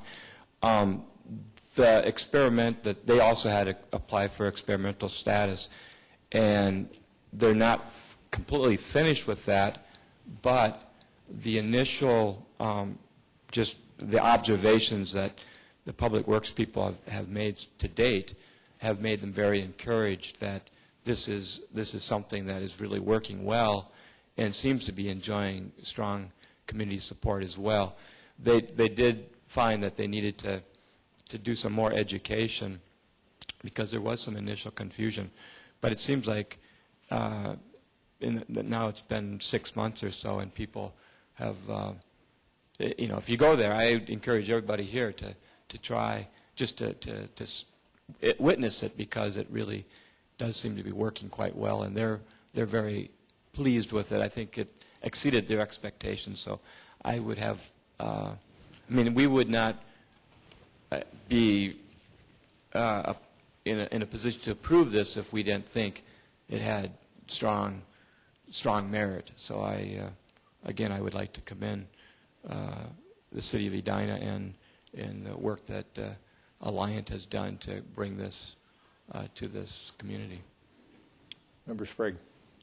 I have a question about the hierarchy of facilities and what's the best and what's the least favorable. So on the hierarchy of bike facilities, a dedicated bike lane of MnDOT standard 5 feet or more would be the top of the hierarchy? Well, the initial studies that were done several years, well, it's probably 10 years now, showed that bike lanes were about 5 times safer than like a regular roadway. And sidewalk riding actually was half as safe as being on the road, which meant a bike lane was 10 times safer than a sidewalk. Now, there are some off-street trails, when designed correctly, that rather than just being a wide sidewalk alongside a road with lots of driveways, like the Midtown Greenway in Minneapolis, that would be a world-class facility where you don't have all these intersections and driveways to worry about, and there aren't all these conflicting points. So many people would say, now that would be at the top of the hierarchy. But a regular, just a sidewalk-type bike path is lower down. Now we're introducing things like bicycle boulevards on residential streets where you do traffic calming, and those tend to be even safer than a bike lane on a busy street, and also preferable just because it's, less traffic and more pleasant and less pollution. Advisory bike lanes, it's hard to say if that would be at the same level as a regular bike lane. We don't really know that yet. It's, again, in Europe they're saying, because of the traffic calming aspects, it works better in some situations than a regular bike lane. Keeping parking sometimes does provide, additional buffer for the pedestrians in those cases where you have a sidewalk. So it's not a hard science, but we're starting to develop. We know that comfort of the bicyclist is also important. The more bicyclists you get out there, the safer it becomes for everybody. There's a safety in numbers phenomena that happens. So again, you start with what you can get, and then you see as the bicycling increases in a community, it becomes safer, not only for the bicyclists, but for all road users. So, and this is true for, crashes with cars and pedestrians. That also drops when you introduce some of these bicycle routes. So I can't really answer your question as to, where everything fits in a hierarchy. It really comes down to the design. You can create a bike lane that has poor design. It's going to have a bad safety record, especially if you put that bike lane on the right side of a right turn only lane. Not a good thing because of the right hook. I think what I've seen with the plans that have been submitted, this is really a well thought out design that you will be able to defend regardless of what happens, because it's backed by, it's just good engineering. So I'm quite confident with it. Mr. Clark, I think your organization had something to do with this. When I looked at that article in the Star Tribune on May 4th, it starts out by, it's about federal funding for bike routes pays off in the Twin Cities. And it starts out by saying if you build it, they will bike, and they'll bike a lot. So one of the questions that's been raised here is, I don't really see a lot of people out there biking. And tell us what your experience has been at TLC as you've helped the Minneapolis area build out this system in terms of enhanced biking, increased biking. Yeah, we have, and this has been taking place in Edina too, we have a very extensive program of doing bicycle counts and pedestrian counts. And we started doing this in 2007 with the city of Minneapolis and with some of the surrounding communities. So we've been able to document the increases and not only the manual counts, but also we have automatic counters that are embedded in various pavement areas and eco counters. Anyway, it's a very involved process. Congress asked us to document the impact of this program because the reason for the program was to show if you do this investment, will they actually take advantage of these facilities? We've been very, very happy and honored to have this opportunity, and yeah, the results have been quite amazing, really. We've had significant increases, especially for bicycling. We've had a little bit smaller increases for walking. But what we have really noticed is that where we put in the improvements, that's where the numbers have really skyrocketed. So we can now say, yes, if you do this or that, you will get more people bicycling. It really does work pretty simply that way. People want options right now, and when you ask people why they're not bicycling or why they what they need in order to get them to bicycle, mostly people say, well, they'll either say I never thought about it, or they'll say, well, I don't feel like it's safe under the current situation, and if I had a bike lane, I would ride a bike. And sometimes just having a bike lane, that makes people think about it, like, oh, I could be doing that. All right, let me ask you a question about 54th Street, because we've got folks up towards the Wooddale end, between Wooddale and, I'll say, Kellogg, or Minnehaha, actually all the way to Minnehaha, that are concerned about loss of parking on 54th. If I understood some of the email dialogue, you would be comfortable as an organization with advisory bike lanes on 54th from Wooddale all the way to France. Is that correct? Yeah, I mean, it's a solid bike lane provides a little bit more dependability as far as it's truly dedicated space where motorists clearly have, it's easy for them to pass bicyclists. People tend to understand that. The advisory bike lanes where you cannot remove parking does have the additional benefit of traffic calming. We still believe that where parking isn't such a premium that the traditional or conventional method of providing bike lanes probably affords the bicyclists a little bit more, at least personal comfort, and maybe the motorists too. You know, and you could argue that, well, it's maybe the comfort isn't so good. Maybe you want to create a little bit more tension because people will be more careful out there. So the advisory bike lanes we're embracing, but where you really don't need the parking, we still would prefer, you know, the bike lanes just because they've been around for 30 years and they work. We know they work. Sure. Well, let me put it to you this way, that I think not only everybody in this room, but everybody in our town thinks of us as a community. And for me, a community is a broad way of identifying the relationship we have with each other. And as you think about that relationship we have with each other, we got to figure out ways to do things that work for most of the people most of the time. And it strikes me from personally listening to the testimony tonight that if we're going to advance this notion of a bike system, that it's going to be important to accommodate parking on 54th, not only for Edina Community Lutheran Church, but for people that are concerned about having parking on 54th near their residences. So for me personally, the advisory bike lane concept from Wooddale to France Avenue would be an important thing to consider as we discuss this matter. So I just want to make sure that you understand that and that you're comfortable with that. Yeah, I think we would. I mean, I would probably need to. If it was all, yeah.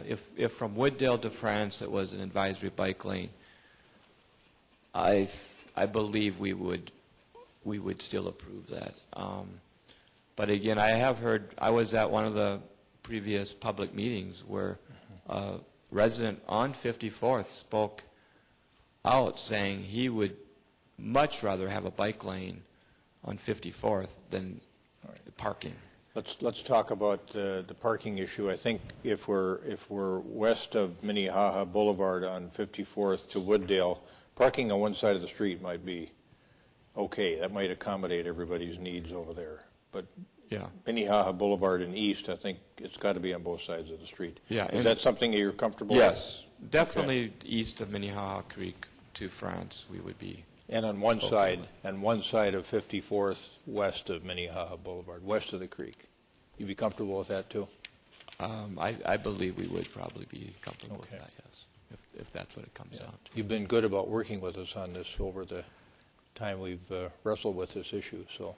I appreciate you acknowledging that, Mayor. I'm glad you'd be comfortable with that because I won't, so I have to beg to differ on this point. But what I heard you say is that you would prefer, the preferred application on 54th for the TLC is the dedicated bike lane.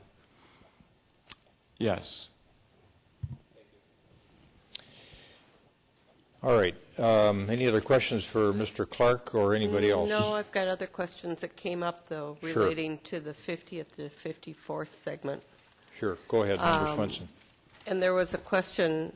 I only went to the first meeting that was 2 years, to whatever year it was, and we weren't looking at 50th to 54th. So Can you tell me when we added that? Because I didn't go to the next meeting. And when the email I got later today after I had talked to Bob said that that was late, that was added before that last meeting. Is that correct? That's correct. And the reason why we did that is that by eliminating going south of the crosstown is that we had extra funds, and the TLC agreed that we should connect the existing bike route north of 50th to the So to then the there's system. been a question of notice. And I'm going to guess why the church didn't get notice is their front street address is on 50th.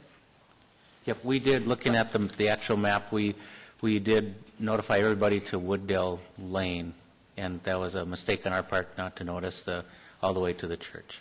So we missed the guy Bob, that lives across from, because we stopped our notice about 3 houses before his house? No, we would have noticed his house also. Okay, Yep. so somehow he didn't get it, okay.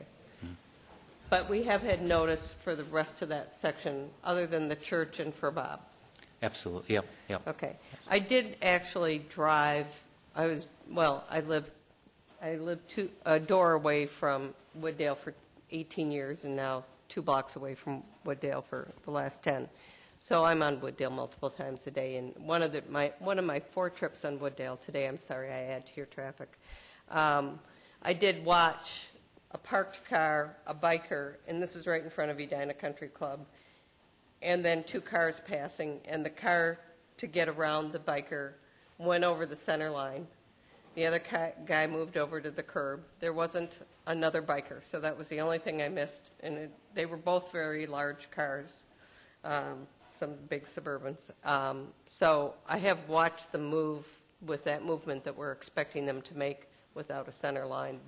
These particular people crossed the center line to avoid the biker and didn't have to slow down. So it was interesting to watch that happen just after I'd been reading everything and thinking about it. Member Brindle? Couple things.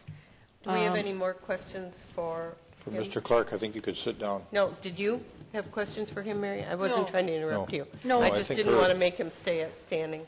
No, I just have things to bring up. Okay. 54th Street, Wayne, please. And you've probably talked about this before, but I'm going to make you repeat yourself if you don't mind. The road condition on 54th is a concern, and we're going to make this a bikeway with some sort of bike lanes if we choose to do that tonight. My observation is watching kids ride their bikes on 54th, and they are weaving, trying to avoid the cracks and the potholes. What are we going to do on 54th in the bike lane or in the advisory bike lane to improve that surface so that cyclists can stay in that lane? Yep. Councilman Brindle and Council, our Public Works folks will be doing a patching on 54th Street to make it navigable for either cyclists or walkers. So our goal is to, within the next few weeks, is to be out there patching the potholes, doing thin overlays where we need to do the thin overlays. Right now, as you're traveling down the hill, this winter killed us as far as the potholes going down the hill. So to me, it's even dangerous for vehicles traveling down the hill with how rough it is there. So we'll be out there to do a thin overlay, which is not uncommon for us to do that on roadways that are at the end or beyond the end of their life, is to come out and do a thin overlay just to limp us through till we get through the process of reconstructing the roadway. Okay, I have 2 other things. Regarding advisory bike lanes and learning how they work, I did speak with Jennifer Janove of the Edina Transportation Commission, and a group of the Edina Transportation Commission members did go to that 14th Street section and just kind of observed for a while and kind of learned how that advisory bike lane works, because they really didn't have you can look at it and you can watch the video, and I appreciate the video, but I appreciated that they went to 14th Street to just watch it for a while to see how it works, and they came away from it thinking that it would work really well in this situation. It's a really nice compromise. That's the way I look at it. It's particularly a good compromise on 54th because it gives us a chance to have a bike lane that is convertible, if you will, can be used for parking in this period of time between now and when 54th is completely redone and improved.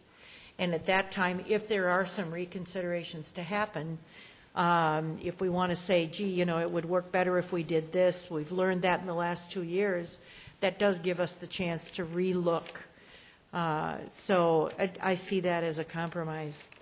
My last comment, I think, is for Mike, and that is in the traffic circles east of France on 54th, which I think are going to be beautiful. What are the chances? I had a little voice whisper in my ear a few minutes ago. We've got an initiative in our city of public art, and is there room to include possibly some public art in these traffic circles?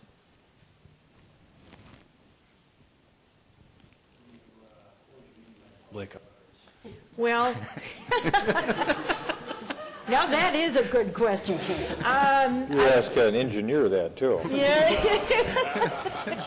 Well, in a couple of the parks... traffic engineer. Yeah. In a couple of the parks, we have like a concrete pedestal. It would be a low concrete pedestal, for instance, that a sculpture may be placed on, or maybe it's a piece that gets set in that traffic circle. I probably have it here, but what is the diameter of the traffic circle? The interior. They will vary. It's 16 feet at the Drew Avenue intersection, 18 feet, I believe, at Beard. Okay.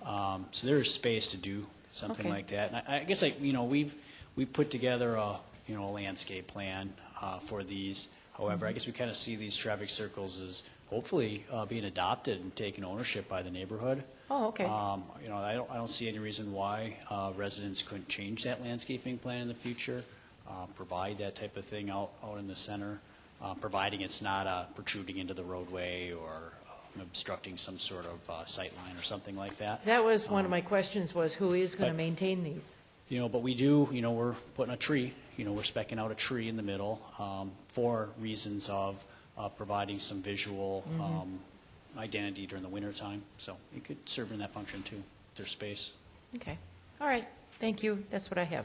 There are examples of those traffic circles down by the 42nd and Upton area, if you've ever been down there, and they're great. Okay. Other comments, council members? You want to? Before I make a motion, I'd like to talk about the parking on 54th near the church.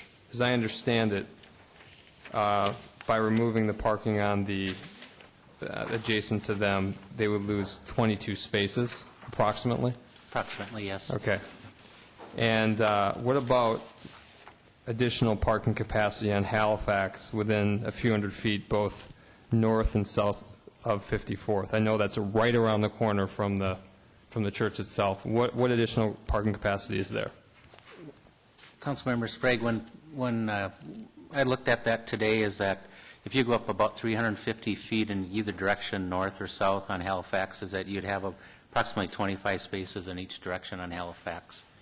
That's taking into account the driveways and staying the 5 feet away from the edge of the driveways when you're parking. So that'd be about 50 spaces in that location. Between the two Halifaxes on 54th, you have about 4 spaces. To the east of Halifax, that goes to the south, you have about 5 spaces. What about the parking, Minnehaha to 54th? Because I know there was a concern that someone thought that they were losing parking in front of their house. Minnehaha, though. Minnehaha Creek up to Wooddale, sorry. Wooddale. Yep. On 54th. There was a question about losing spaces in front of their house on Wooddale, which I don't think is the case because you still can't park within 30 feet of a stop sign either way. So I was a little confused because I drive down 54th to Halifax for lunch, and there usually isn't anyone parked on 54th in the Wooddale to Minnehaha Creek part of it. They're all side yards. So I'm a little confused as to, other than maybe Christmas, what parking is it that they're losing? Because they're within streets all the way. So have you ever looked at how many spaces are actually on that? Because the blocks are short on that side. Right. And they're driveways, and then they have to be 30 feet away from the street, the next street. So there isn't actually that much parking on that section of 54th.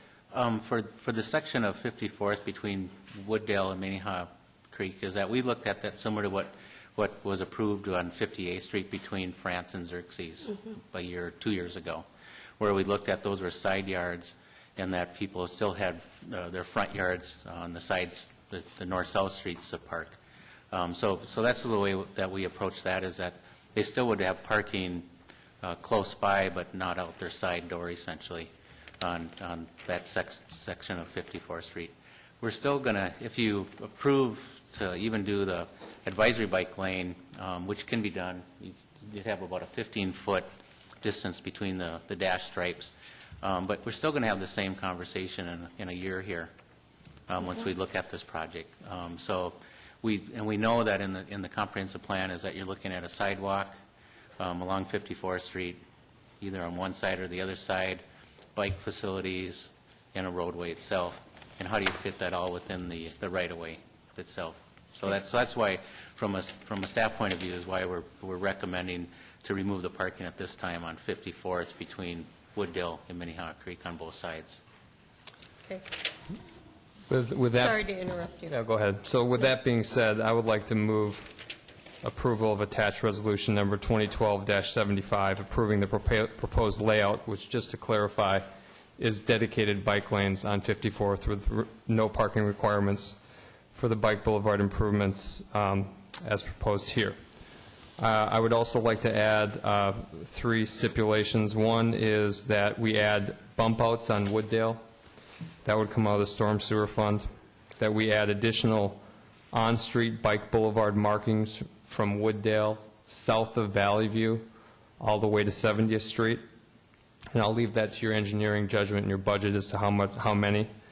And that we also enhance the U-channel and the treads at the pedestrian bridge. I have a question before I second that. Wayne, do we have money in our water and sewer budget to do bump outs this year? Because I could do that as a phase 2 if we don't have it, or I just need to know, I don't want to vote for something that I don't have funded right now. I believe we would have funds in the stormwater fund to do that. Okay. Then I'll second that. All right, discussion? Okay, Member let me Brindle? clarify that this is dedicated bike lanes on 54th with no parking. Correct. And by making the motion, I guess I should say, this is our plan. No, wait a minute, no parking, I think you mean no parking west of Minnehaha Boulevard, but parking on one side, east of Minnehaha Boulevard. I'm moving the action as proposed. Staff Which came. is what that is. Yes, exactly. Anyhow, I thought I should say this is not. It sounds like this is TLC's plan. This is not TLC's plan. This is the City of Edina's plan that has been in development for many, many years. They are funding our plan, and luckily, staff used their professional judgment and sought this funding for us. They do want it to be an effective plan in the end, and that's why it's gone through many iterations. This is not the first iteration, and we've made concessions along the way. But the importance of this plan is not that, and the route is not that it's on some map. It's because it offers strategic connections. It offers strategic connections to the school, the campus at Concord and Southview. It offers a strategic connection to Minneapolis and to a future bike boulevard on Zenith. It offers a strategic connection to Wooddale down to 44th, to France, and then at the end of France out onto the regional trail system. So this is an extremely important part of our bike network. Also keep in mind that at the end of 2012, we will have on-street bike lanes on 70th, going off of 70th on the west side of 100, Cahill, Antrim, and Valley View up to the high school. So on that side of town, we're going to have a strategic regional connection out into Highland Reserve and into Bloomington. We also have a strategic school connection to the Valley View, Creek Valley, and a high school complex. I think the project as proposed will accommodate all users and abilities. This is not for the spandex guys, you know, the high-level users. We have basic, intermediate, and advanced users, and we want to cater to a system that will allow everybody, the lowest, I shouldn't say lowest common denominator, the majority of users to be able to get on this safely and use the route. And that's why I like that the boulevard actually goes two directions when it reaches Valley View. You can go across, if you are a basic user, go across that pedestrian bridge, go into the school campus and into the Cornelia neighborhood, or even to Cornelia School. Or if you're a more advanced biker, you can stay on the road and navigate through Valley View and then go across and up to the 70th Street roundabout and into that network and even onto Bloomington. So there's a lot to like about this plan. We are making decisions about the value of facilities in the roadway, and I think the philosophy has changed. It used to be a very auto-centric model, and we designed everything for the vehicle in mind.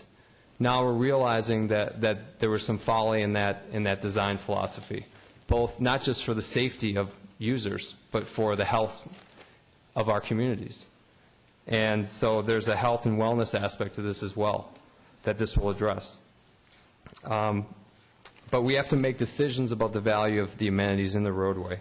And to me, parking facilities that are not being used have a lower value than an active transportation facility like a bike lane. We've made this value judgment already. We've removed 50% of the parking stalls on 70th Street. We reduced parking 50%. At that time, there was much concern by the residents that it would lead to inability to have convenience parking for events, and that has not proven to be true. There's adequate parking. It's still not used heavily, and yet we've introduced another user into the roadway, and I get to witness the results every day. On 44th Street, we reduced parking as well, and same thing, we're now accommodating another user in the right-of-way, and we're adding value, not only to the right-of-way, but to the homes adjacent to the roadway. I guarantee you, if you pull up an MLS listing on a bike boulevard or next to a trail, the first thing you're going to see in the remarks is on the trail, on the bike boulevard. And I feel confident in voting for this that I will help to enhance the values of my constituents and the people living at these intersections. The lady that spoke on 54th, you know, I take that to heart. And the same thing goes for safety. If I felt there was a safety issue here, I could not support it, but I believe safety will be enhanced. Speeds will come down as they have on 70th, and you'll get to reap the same rewards as the other people. But we have to go through this transition, and we have to be involved in innovation. That's what has defined Edina for its entire history, excellence and innovation. And by approving this tonight, we're a part of that rich tradition. Thank you. Member Brindle? Or you want me to go? You go. I think I like your ideas on the bump outs in Wooddale, the additional markings, signage, the enhancements at the bridge. I think you're throwing out the good in search of the perfect. We have to recognize that we live in a town that's fully developed. The church mentioned that it's been having people come there to worship for 62 years. They rely on on-street parking. Just like Ms. Scoggin said with respect to St. Stephen's, people have been coming there to worship since the 30s when we were not an auto-centric community or a nation, and they've been parking on Wooddale. We should no more think about taking the parking away from Edina Community Lutheran Church than we would think about taking the parking away from St. Stephen's Church. I think that there is no reason in this plan where we could not have the advisory bike lanes east of Minnehaha Boulevard and allow parking on both sides of the street. And I also think it's important to allow parking on one side of the street west of Minnehaha Boulevard to accommodate folks that have, let's take Mrs. Whaley, for example, is right on the corner, 5337, I think she said. Let's say her husband wants to wash the car in the street. He wants to back out his car onto 54th Street and wash the car in the driveway instead of the street. Or he just wants to park there while he's moving some bikes out of the garage. He can't park there. It's right by his house. Same thing with the Cassetts, across the street. I think it's reasonable that folks ought to be able to park on one side of the street, east or west of Minnehaha Boulevard, up to Wooddale. I do think that the changes on Wooddale, which are the ones I worried about the most, I'll back up a second. I think the plan from Zenith to France on 54th is really quite beautiful. The place I worried about the most, however, was Wooddale and the advisory lanes on Wooddale. I've grown more comfortable during this meeting with the notion that this is something that we can do and that it will actually enhance safety for everybody involved in moving up and down that corridor. And the reason I say that is because of the experience we've had on the street that you live on, 70th. I think we've slowed traffic down there significantly, and I think this would slow it down as well, and I think that's an important thing on Wooddale. But I will not support your motion with respect to dedicated bike lanes on 54th all the way. Otherwise, I like the rest of it. Where I am is advisory bike lanes on 54th. Basically, 54th is going to move the same way it currently does, and the advisory bike lane is going to do what it's been described to do, and that is it's going to define the traffic lane and define the bike area. That is also convertible, can be used for parking.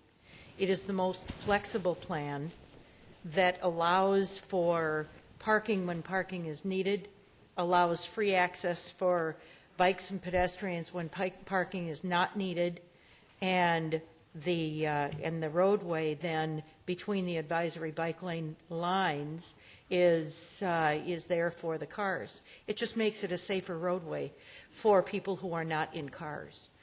That includes, and I think there's sidewalk all the way along there. So the strollers and the pedestrians are up on the sidewalk, and the bikes are in the advisory bike lane.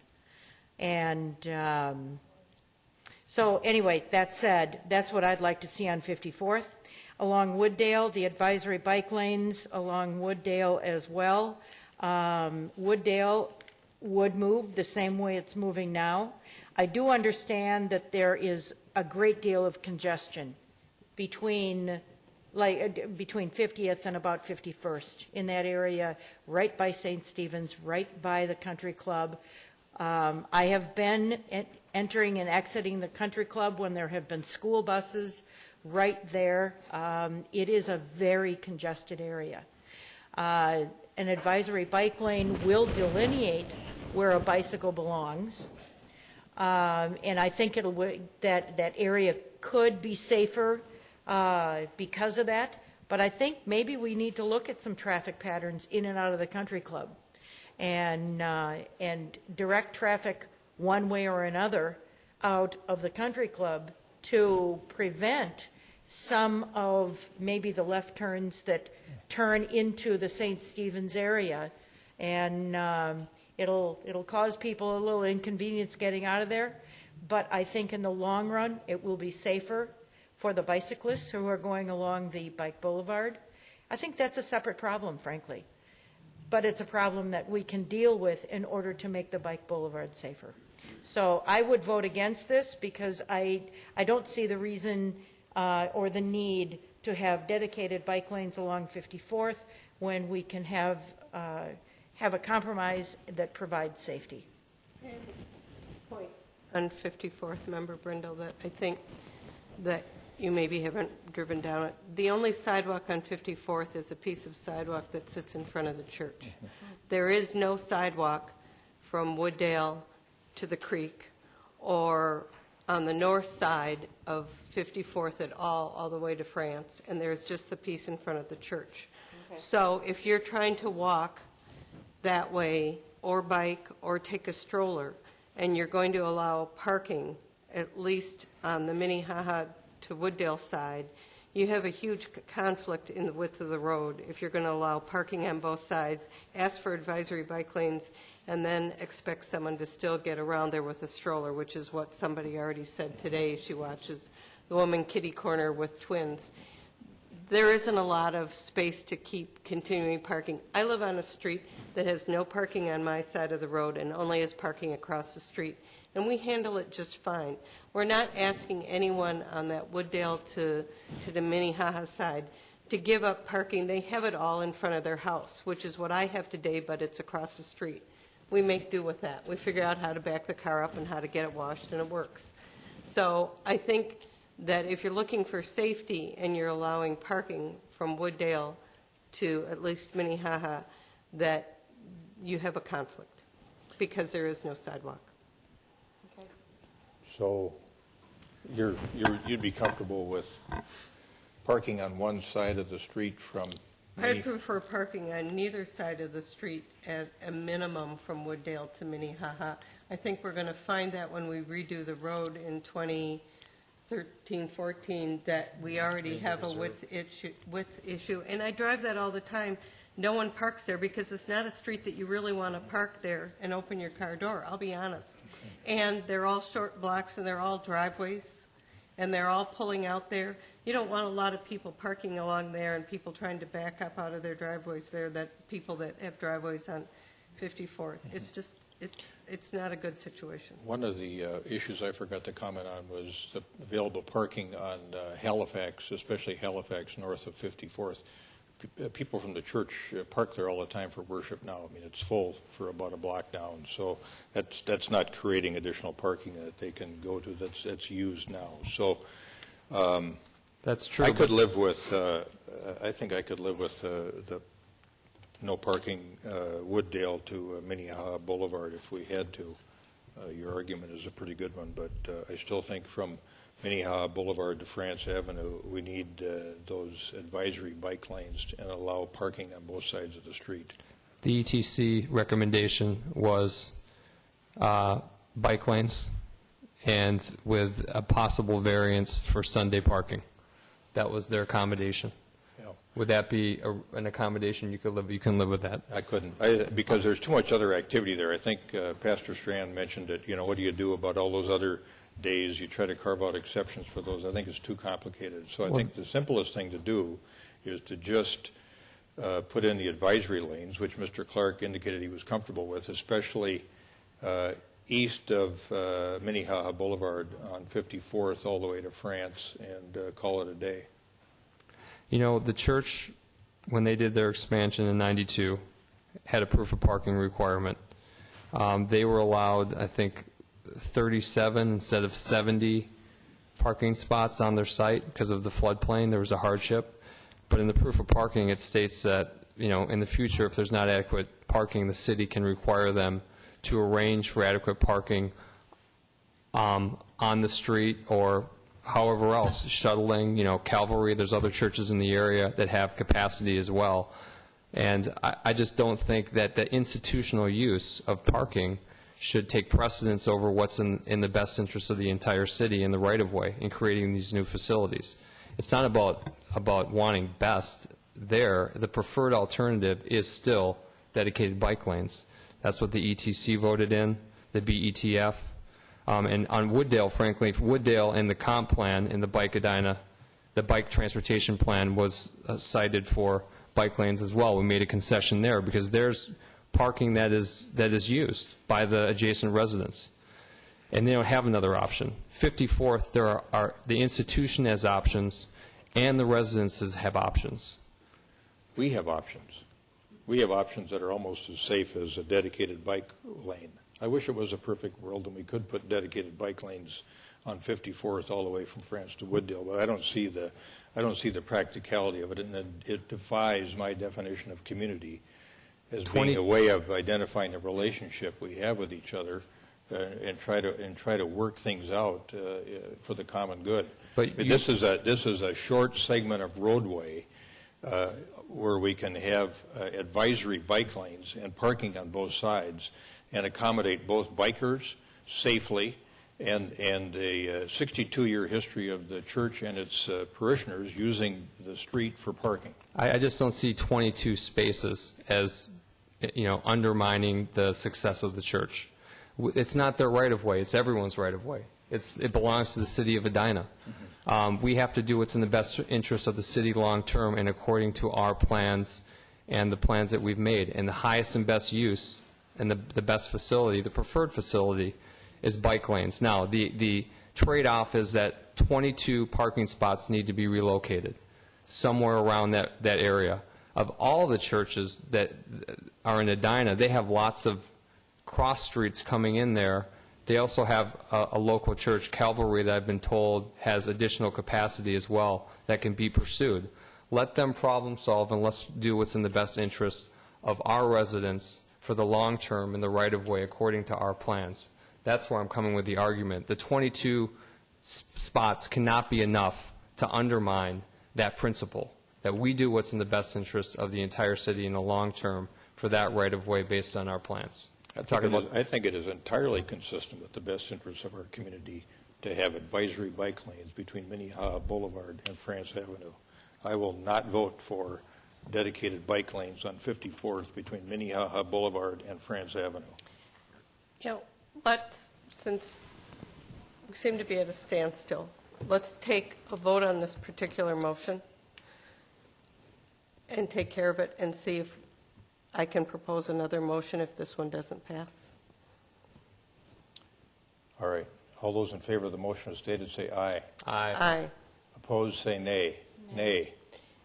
Can I propose the same motion, and I will allow parking on the north side between Minnehaha and France? Between Minnehaha. You mean that there's already parking on both sides, you mean? Yeah.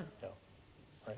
So you're going to limit parking to one side between Minnehaha and France? No. No, both sides. Both the sides. plan already provides for The parking. plan already provides for parking on the She wants south. to add the north side. I added the north side. So there would be parking on both sides of the street from Minnehaha So Boulevard. you're talking about advisory bike lanes? Right. Advisory bike lanes and adding the north side, is Yeah. what you're saying? Yes. Okay, all right. From Minnehaha to France. Okay.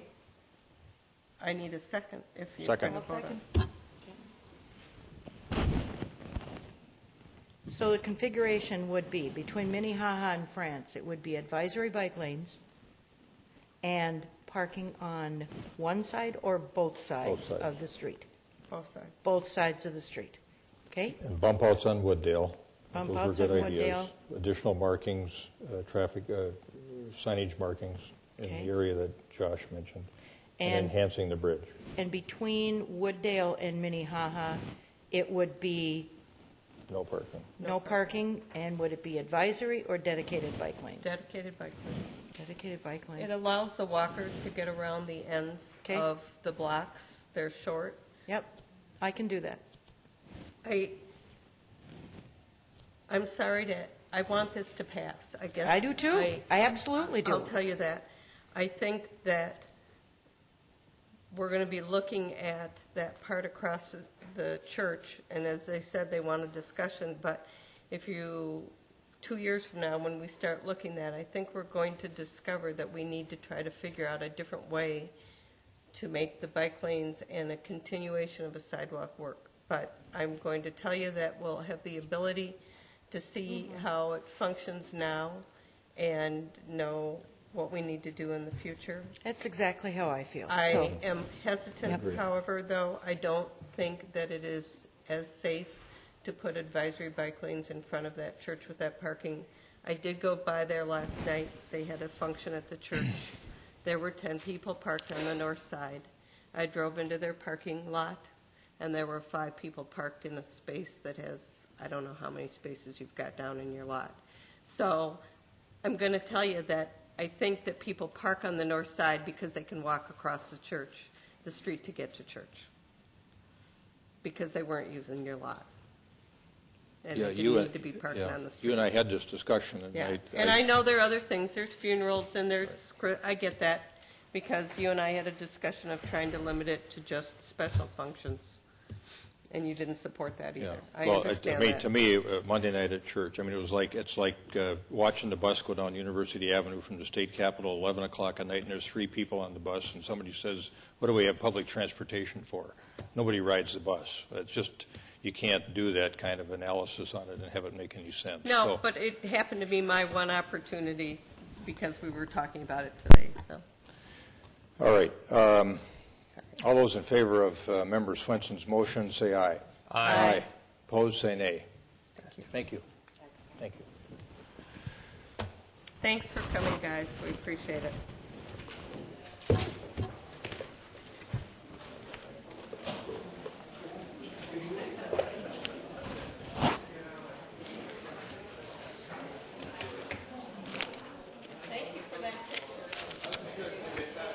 Yeah, give it to Deb.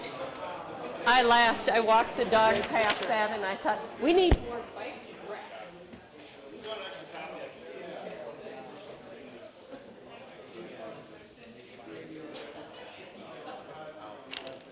I'm going to step out. I'll be right back. Okay.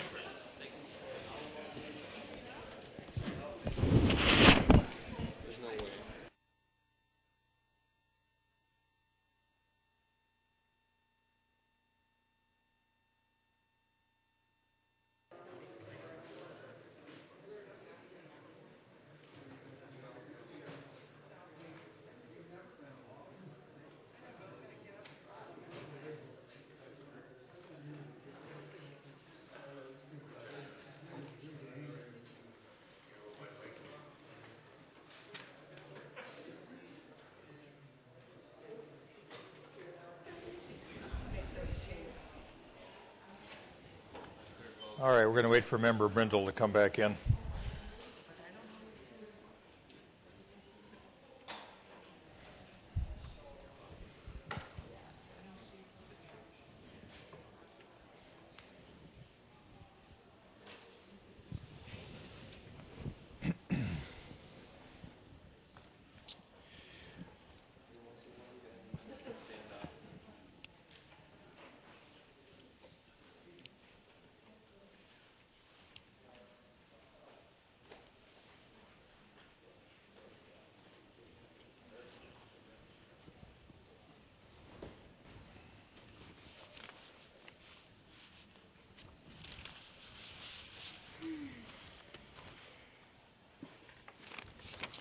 All right, we are moving on to the community comment portion of the agenda.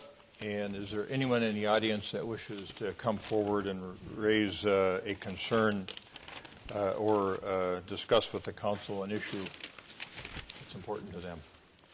Yes, sir. It's not on the agenda tonight. Correct. All right, thank you. Thank you, Mayor. Thank you, Council. I don't know if this is an appropriate place to say this, but in the open comment period, I thought it might be. Again, Troy Paulson, 5116 Juanita Avenue. I've been in Edina 13 years. I've got 2 children now, 6 and 8, who are starting to bike more. And through an email exchange with Mr. Hool a week or 10 days ago, I learned definitively that biking is unlawful on the sidewalks in Edina. And I didn't know that. I grew up in an area without sidewalks, so I learned that. Through our exchange, I was trying to find out what else is illegal on sidewalks, because a bicycle is defined as a vehicle.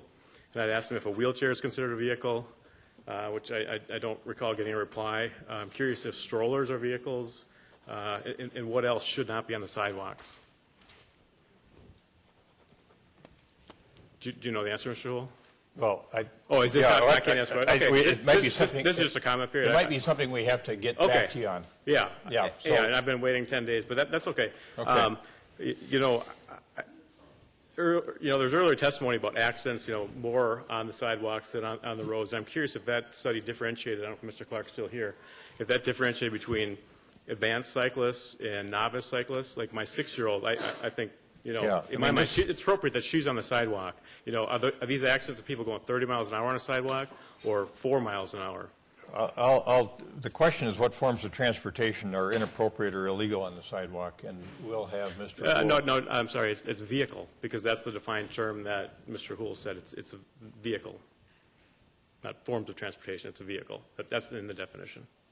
All right, we'll ask it that way, and Great. we'll have to get back to you. Great. And then, to the extent I already know that bicycles are unlawful on the sidewalks, I'm curious if the council could do some research on, or maybe talked about this in the past, and I'm just late to the game, but is it possible that section 1400.07, general rules for drivers, subdivision 3, could be amended to allow for say bicycles on the sidewalks with some conditions, maybe it's under 10 miles an hour, or just some way to get some use of the sidewalks. A lot of the streets, say in Country Club, are very narrow, but you've got sidewalks on both sides. So if you have parking on generally, I think it's on the west side. If you've got a car coming and a 6-year-old on a bicycle, it's kind of hard to see that kid coming around the car. I think those kids should be on the sidewalk, is I guess my main point. Okay. Thank you. Thanks, Mr. Paulson.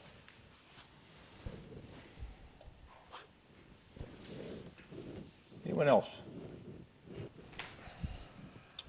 All right, we're going to move on to the reports and recommendations portion of the agenda, and the first matter there is what we call, I think, the conflict-free resolution, and I'll get down to it here.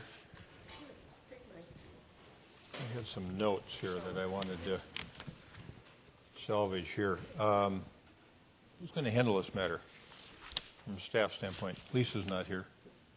I think we wanted to turn it over just directly to the chair.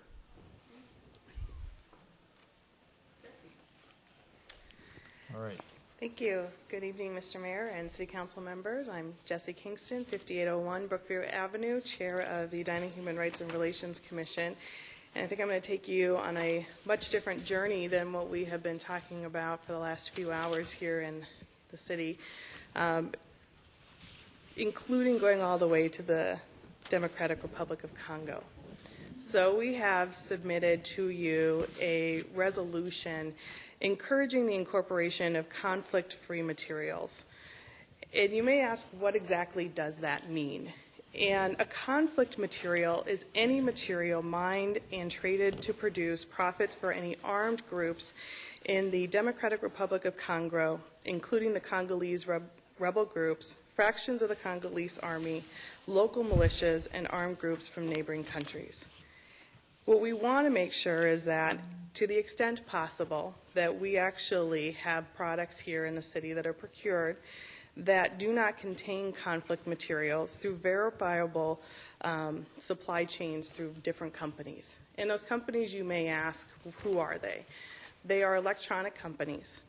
And not all of them today are considered conflict-free. There are many that actually are moving towards getting their materials for their electronics that are not within the Democratic Republic of the Congo or neighboring countries.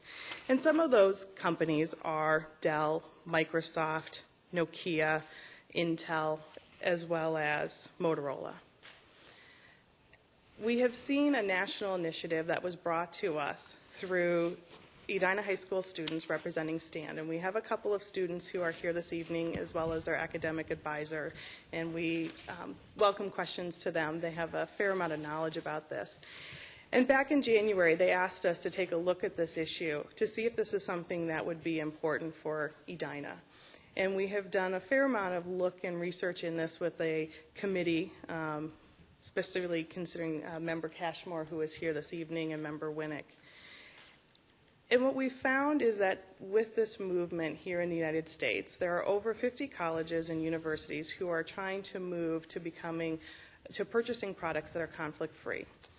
In addition to these colleges and universities, the cities of Pittsburgh, Pennsylvania, and St. Petersburg, Florida, have actually passed resolutions stating that companies have to prove that they are buying conflict-free materials.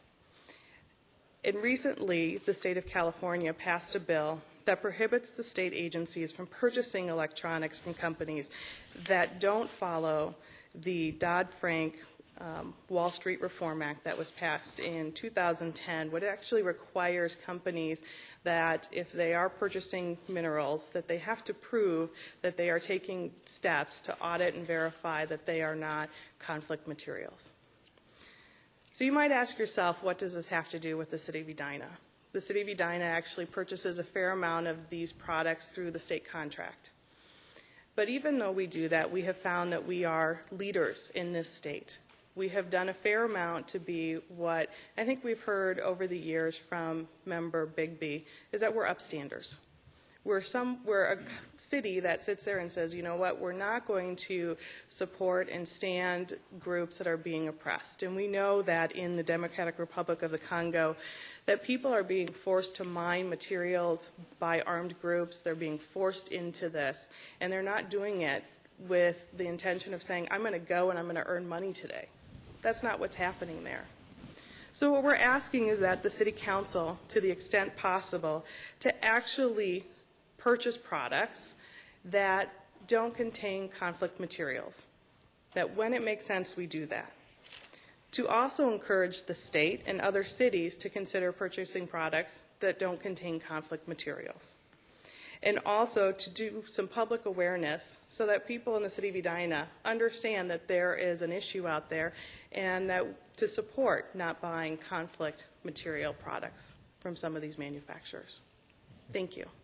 Well done.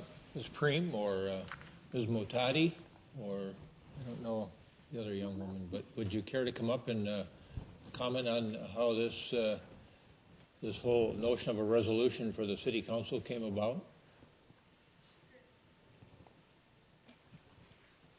Would you give us your name and address, please? My name is Tara Motadi. I live at 7609 Stonewood Court in Edina. And the original resolution came out when we hosted Carl Wilkins in the fall, who came and spoke at Edina High School. And he was the only American who chose to stay in Rwanda during the genocide in the 1990s. And so he spoke at Edina High School, and with his advocacy, we learned about this initiative that's throughout the country with various cities and schools. That's how we got started with the initiative and the resolution. And we think that it affects Edina directly because so many of us have electronics that are that do use conflict minerals, like our cell phones and laptops, with the four main minerals of tin, tantaline, and gold, and tungsten. And with the city's resolution, we can promote companies to verify where their products are coming from a larger community rather than as individuals supporting the movement. So we think it's important that the city advocates this as a community. Good. Questions for Ms. Motadi? Members break. Thank you. There are other oppressed labor forces building things that we may or may not be sourcing. Why is this one a priority right now? What is it about this conflict that stands out? You can answer that if you'd like.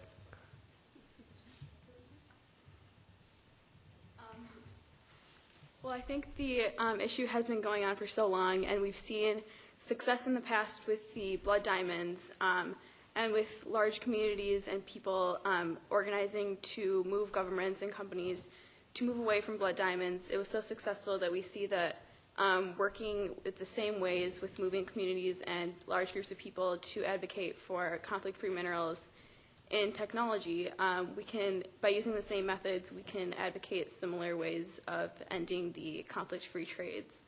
And so I think the conflict has been going on for so long that it's come to a point where there definitely needs to be action taken so that it doesn't continue, and we don't see further oppression of the people in the Congo. So is it the scope of the brutality that spoke to you? Yes, definitely. Not only the duration, but the scope? Yeah.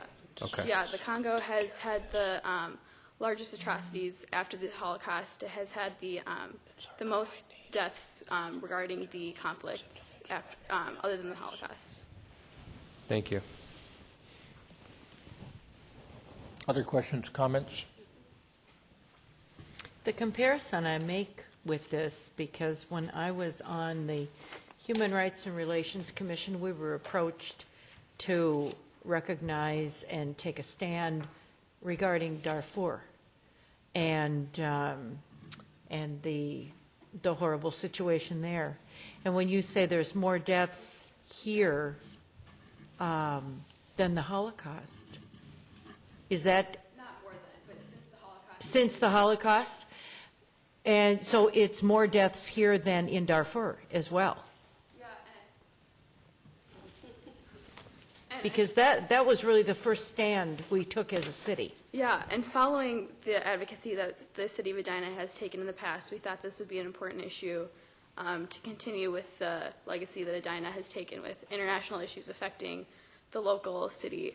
And especially in the Congo, there's been a huge problem with the brutalities against women and using women as a form of oppression through sexual violence. And so that's one of the biggest problems there that we see. And by taking local actions, we think that it can definitely make a difference in urging governments to act against this, so that we can make a difference in ending it. Member Swenson? I'll make a motion. Well, wait, before you hold a do, second. I have a question to the mayor, because he and I kind of traded notes earlier to make sure that we certainly support this. But we have to support this in the confines of the laws that we have for purchasing. And so I think there was a little change to some verbiage to allow us to keep within the laws of purchasing, but encourage certainly the companies that we purchase from and let them know that this is something that we have a concern about. So did you have an ad before? And then Member Brindle, after you hear it, you may want to make your motion. Move it. So in the resolution portion of the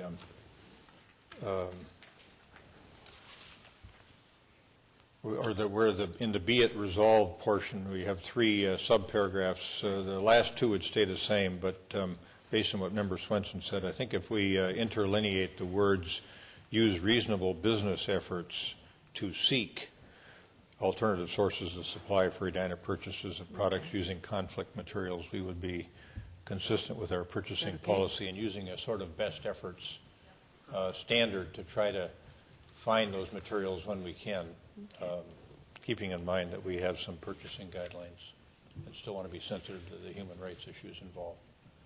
So is that something you'd be comfortable with? We are certainly comfortable with that, and we understand that there are some purchasing policies and practices that need to be followed. And I think the fact that there are still a number of companies who are moving towards becoming conflict-free, I think it makes sense for us to do it that way and to approach them and give them the initiatives that we're taking here within the city. Thank you. Now, Member Brindle, you want to make that motion with that change? I will make a motion that we adopt Resolution 2012-79 with that amended point in number 1. Second. Discussion? All those in favor say aye. Aye. Opposed say nay. Carried. Thank you. Thank you. We're the first city in Minnesota to do that. We are, aren't we? We like that, I think. Thank you. Thanks for bringing it forward. Thank you, everybody. Next is item 8B, which is the resolution accepting various donations. We have a motion. Moved. Second. Moved and seconded, we adopt Resolution 2012-76, accepting various donations. Discussion. All those in favor say aye. Aye. Opposed say nay. Carried. We have one donation of one donation only, but it is of significant consequence.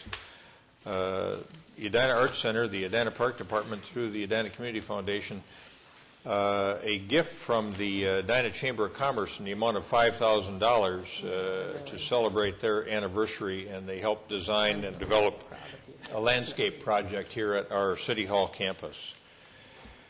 All right. Next is the residential curbside recycling contract negotiations. Solveig, are you going to take the lead on this, or is there? Thank you, Mayor and Council. We've been working on a request for proposal for the residential curbside recycling program. The first step, first, as you're aware, our contract for our current program expires at the end of this year, so there is a need for us to be seeking services for the following years to come. And we developed the RFP in conjunction with the Recycling and Solid Waste Work Group and also the Energy and Environment Commission. Once we had developed the request for proposal, or RFP, that was then forwarded to the council. In that RFP, the Energy and Environment Commission had made recommendation to have a best value approach for the weighing of the proposals and not just by lowest price. They also incorporated then a value system for that best value, or a weighting scale. Environment was 40%, economics 40%, education 15%, and qualifications 5%. They also helped develop the questions to help determine that weighting scale, or how we would determine answers to those weights. And they had a chance to review the RFP before it was brought to you to receive approval before it was released. We did release that proposal then for the curbside program with all those recommendations and comments and questions attached to it. We had 4 companies that responded: Allied Waste, Waste Management, Tennis, and Randy's Sanitation. All submitted very good proposals for consideration. The proposals were reviewed. There was an evaluation team of city staff members that reviewed the environment, education, and qualification section of it. And then we had Dan Crivet from Foth Infrastructures as our consultant, who evaluated the economic or the rates in the proposals. And then he also worked on summarizing all of those values together to come up with our best value ranking. Now, because we have not yet gone out for the contract negotiation process, there is data yet that is non-public, and so therefore not all the data was set out for public information at this point. You have received a separate packet to help you determine if it's all right for us to seek negotiations with the best value company. We also have Dan Crivet, who is available to give us a presentation on how we went about this, the things that we considered that were in the RFP, and what we considered, and how we came to the conclusions we did for the best value ranking. Anyone care to hear from Mr. Crivet? I mean, it was a well-done memorandum. We understand it's the Foth, so-called Foth summary is confidential. The scoring identifies only proposers A, B, C, and D. And my understanding is that what you want us to do tonight is to authorize negotiations with the top-ranked proposer to see if they can match price with the second-ranked proposer, and then go on down the line from there. We would like to work on getting the best price in addition to the best value for the city. Does anyone on the council want to hear from Mr. Crivet regarding the process? No. Okay. I just have some single. Solveig, I think Member Sprague has a question for you. Yes, sir. I'm reading the EEC motion, or the minutes, or these draft minutes. These are in an email from Bill Sirks, but their motion presented the following recommendations: direct staff to negotiate with top 2 producers, recommend staff request top 2 proposers submit metrics 1A and 2 from RSW minutes, 5-year contracts of 7-year contract. What's happened to those recommendations? Are those being discussed this evening, or is that going to be dealt with separately? No, what we're proposing to you is to follow the RFP process that was outlined and authorized by the council, and I believe what they're proposing, or what is being proposed, as you described, is an alternative to that. They wanted 2 other metrics on the environmental practices. Right, and those portion. were not included in the RFP that we... Correct. It was not presented to be included, and therefore was not included in the RFP. So at this point, it couldn't be amended. Sorry, the process has already taken place. Is that the complication? Well, that's how I would describe the complication. Well, you've already gone out for RFP, Right. but you're Yeah. going to resubmit an RFP? That's why I'm asking. I just want to make sure that it's been considered and dealt with, and it's not a timely request at this point, is what you're saying. I would say that it hasn't been considered and dealt with because it was not part of the original RFP process, but I would not recommend backing up and starting that process over again, which would be, I believe, the equitable way to address that if that's a concern of the council. Understood. And then 5 versus 7-year contract, why, is that part of the negotiations where you can get to contract length? So it's already would be included in giving you the ability to negotiate? It's part of, it was, again, one of the conditions of the RFP. Already stipulated. Right. Okay. Thanks. Let me ask a question about the process here. And I think there was, if you look at it as a 7-year contract, as Member Sprague just discussed, between the top 2 proposers, there's a $100,000 a year difference. So we're talking about a 7. Okay. Are you giving information that we don't want to give out? Yes. All right. You got a substantial differential there. What I want to know is, here's the general question. I wasn't going to identify anybody. I don't know who they are, frankly. Right. I don't either. Right. And I'm not sure the numbers matter, but if they do, I won't bring it up. But what about the fiscal strength of the proposers is what I'm concerned about. I don't see anything in here about the fiscal strength of the proposers. Through the qualifications in the package and also being familiar with all of the proposers, I do believe that we could rely on any one of them that we would go on into negotiations with. So. Mayor, on that point, are there performance bonds? Or? I was just going to follow up with the mayor about when we bring the recommendation back to you, do you want to see some evidence of fiscal strength of the vendor that we're going to recommend? Is that what you're asking for? I think so, based on the significant pricing differential. Whether that is whether that fiscal strength is gained through just the profitability of the company or through some insurance or bonding instrument that they purchase, we will do that. Probably a combination of P&L and bond. What's standard practice for these type of contracts? Performance bond. Okay, so that would be my. Be helpful. Yeah. What is the current contract term? Is 7 years longer than we have currently been engaged? The contract that now is due to expire is a 3-year one. Part of the 7-year process one is that we, the proposals when they came in were all single stream, and as a result, there is going to be a change in the length to offset the cost of installing the carts within the community. So, You know, that brings up a question. Where did we know that this was going to be single stream, or I thought we were going out for a dual stream. We talked did. about this with the EEC, and I thought we were going out for dual stream. How is it that we are looking at single stream? it was also part of the RFP packet to submit dual stream or single stream proposals. We did not receive any dual stream proposals. And it is actually a method of collection that is not prevalent within the metro area any longer. Single stream is taking over as far as a collection method.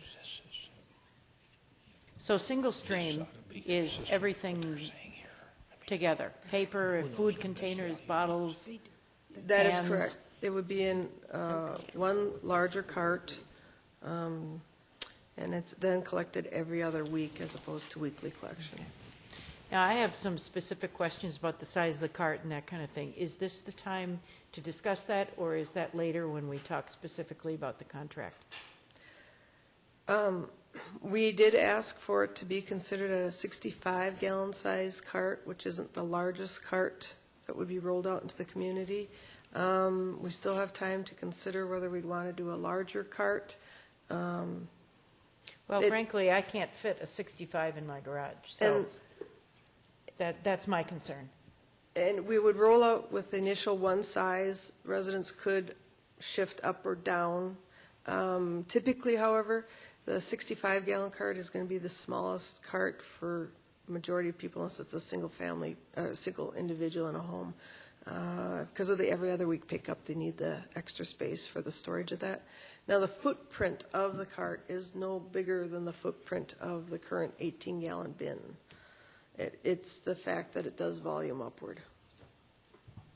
Well, can I still use my green box? No, you would not be able to do that. Okay. All right. Hey, I have 2 green boxes, so I'm looking forward to one. I would move item number 8C. Second? Is there a second? Second. Discussion? All those in favor say aye. Aye. Aye. Opposed, say nay. Carried.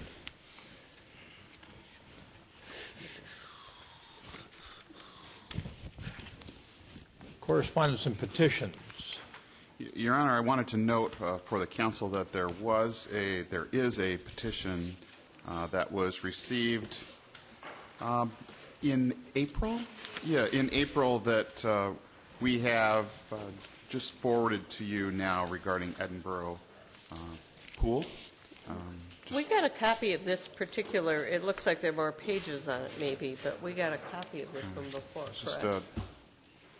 administrative oversight, but Member Swenson, Mayor and Council, there were there were dual submittals. I know there were. Petition. Okay. But this was a larger submittal. Okay. And I just wanted to make sure that we noted it for the record that you received all of it. I did not bring that matter that came before us. We were going to bring it up to the council tonight, that resolution that came, that HRRC didn't have time to look at. yes. I didn't bring a copy of that with me. Neither did I. I thought it would be I'm here. afraid that I did not either.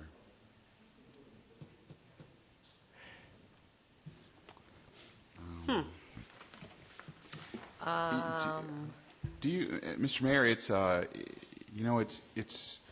it's a mayor's. It's a mayor's resolution, and Right. it's signed by Yeah. mayors. Right. So do you want me to just get the advice of HRRC and take care of that on? Or probably the advice of your colleagues. Well, that's what I wanted to do here. tonight, but we don't have it in front of us. I don't know if Ms. Kingston has yeah. it either. I was going to bring it, and I thought, well, I won't need to because staff will have it here. Same thing. Doesn't anyone use Dropbox? Come on. We do. Dropbox, you know? All the time. Oh, it's email. Yeah. We could maybe fax it. Just have the horse and I'll pull it buggy up now. deliver it. No. I'll do it right now. All right, let's, while you're doing that, let's go to council comments. And Josh, I think we're starting with you this week. Sure. Never get started. Oh, well, I would defer to you. Yeah, Thank you. we can do that. We can Can jump we in go the out middle. of We order? can- I want to be first tonight. I would cede my I'm having a time. toddler moment. I had I several. thought you were going to say you want to be first and then you have nothing to talk about. No. I actually have some things. I had several residents of 7500 York, and I guess you're making notes on, Scott, you're going to have to make notes on this because Karen isn't there to make notes for me. But there are dome lights in the new facility that's attached just to the north of 7500 York. It has a architectural dome, and the lights are on all night long, which I actually think probably we maybe don't allow, but could you have Joyce check into that for me? I can. It shines in all their windows on that side of 7500 York, and if they could be put on a timer that would turn them off at 10 o'clock at night, they would be very thankful to us. And then I want to make note of a request from a Pamela resident that we could continue to look at a bike and walkers path around Pamela Park, which is one of our bigger parks.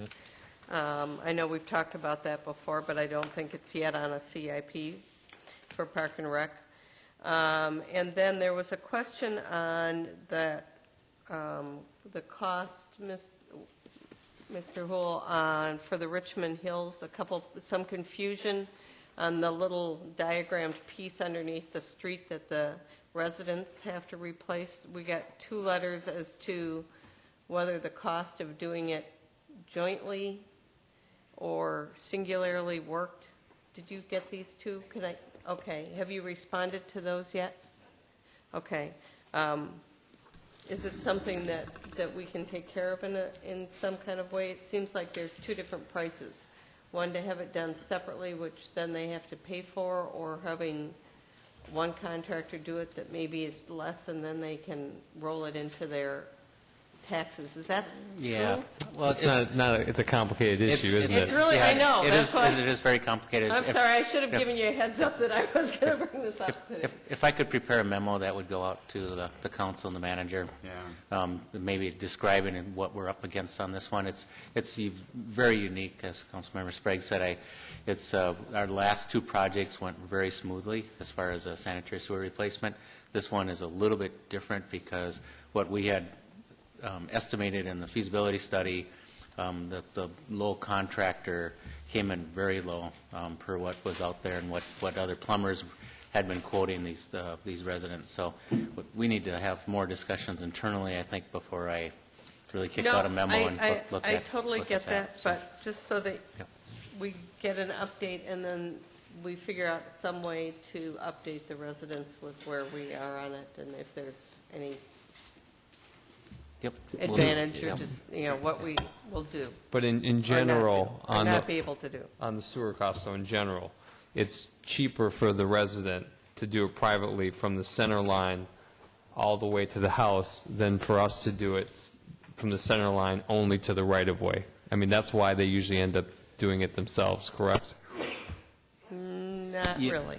Yeah, not in this case. Typically, typically what we promoted is to go all the way to the house to take care of the I&I issue or potential I&I issue. Yep. In a lot of cases, it becomes almost just as cheap or just a little bit more dollars to go all the way to the house. So, and the price per lineal foot is actually cheaper in the long run. In this case, it's actually cheaper to go with the city's contractor and just do the right of way. So it's kind of sort of defeating what we're trying to get done on the services, private services. Okay. That was it.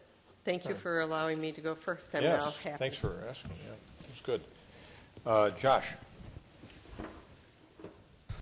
Can I cede to Councilmember Brindle first? I'm looking for a piece of paper here. All right. Member Brindle. All right. Couple things. First of all, we had a joint work session tonight with the Arts Center Board. The Arts Center Board, it's so exciting what's happening with the Arts Center. There's such good direction there. And we got a very nice letter complimenting Michael Fry, who is the interim director of the Arts Center, and suggesting that he become the permanent director of the Arts Center. So I would support that. I really like him. And I know people who have been, particularly one neighbor of ours who has been a student of his for a while, and she just loves him. So he's been just a terrific influence on the Art Center itself as well as the Art Center Board. We got a memo from the RSW, the Recycling and Solid Waste Working Group, suggesting that recycling containers be placed in commercial and public places around our city. And I would like to encourage us to move in that direction, to support that. So whether it be an office building or a grocery store, if this is something that's being consumed on site, that there be a recycling container there. Right now, in most of those situations, I think it's pretty hard to find a recycling container. So I think what they're asking for is that the Recycling and Solid Waste Working Group could expand their purview to include those public and commercial spaces, whereas right now, from what the memo said, it sounds like they are working with residential but not commercial and public spaces. I have... Member Brindle? Yes, sir. This is a point that I brought up at our last work session with them, and I asked them that they should, if they wanted to expand their purview, to recommend to us to do so, and maybe it's something that needs to be brought back to their attention to think about as a group. If they want to expand their purview and talk about strategies for commercial recycling, then, I myself I'm not opposed to allowing them to study anything. Okay. I'm not sure where the restriction came in or how it was established, but there's no reason. I think, I think it was just something that happened. That's for you. That happened and was inadvertent. Mayor So- and Member Swenson, how do you feel about that? I mean, maybe we can. Well, we work really hard meeting with all these boards and commissions, and then we go over their plans, similar to what we did with the art board. And so I certainly would feel comfortable the next time we meet with them and go over their work plan to encourage them to look at this. I think that's kind of the process we set up. And so, we ask that they don't bring things to us ad hoc. I think we have to do the same to them. I know we did bring it up at the time, and they didn't take it on. So I think we wait until we meet with them, and then we talk about it and find out what their reasons are and get some more input. Sure. Okay, great. If that's okay. Yeah, that's fine. Logical to me. The last thing I have is a tighter version of Objective 10 to add to the Vision 2020. And this is an objective for the city's strategic plan that focuses on public health. And this lays the groundwork for a public health vision for our city and will help us to further the Dewtown initiative. I provided the draft of this to Catherine Bass, who is with Blue Cross Blue Shield, and to Alex Falconer, who is with Grassroots Solutions, who is on Dewtown staff. And they helped to tighten it up, and I think their edits were really good and strengthened what I had started with. So what I would like is to have you review this between now and our June 5th meeting, and I'd like to put this on the June 5th agenda for adoption. Okay? Can I suggest an alternative to that? We have a June 19th joint work session with the Edina Community Health Board, and we've talked about expanding their scope and their meeting schedule, and this would fall into what they might do with Dewtown themselves. So maybe this could be a framework that they could work on developing in their particular committee if we choose to expand their scope. Well, I guess I would recommend adopting this prior to that meeting, so this would provide that framework. Well, we're adopting something that has a employee count that goes up by half of an employee. I'd like to know what we pay Bloomington Public Health for, that we need to have another part-time employee here that isn't being covered, and maybe why it isn't, and figure out if we're using our best dollars there. I support what you're doing with this, don't get me wrong, but if you're asking me to vote on something that has an impact on our employee count and our budget that we don't have in this year, or a plan of how we want to add it and how we want to do it, but yet we pay Bloomington Health to coordinate our health. So I'm not opposed to what you want. I just want to have a better way of discussing it and taking a look at it for what we have now, and why we would use another person half-time, and how who that would be, and would it be in addition? So in the short term, it would be a Dewtown staff member, would be that liaison, and that person would be paid by Blue Cross Blue Shield, because we are in this Dewtown pilot period, which ends in April of 2013. Right. So it would be our choice at that point to continue and continue that part-time position and take it on ourselves, or to amend that part of it. If it's a Dewtown person now, I would be comfortable stating that and then looking at it as we prepare our budget and what it does for us.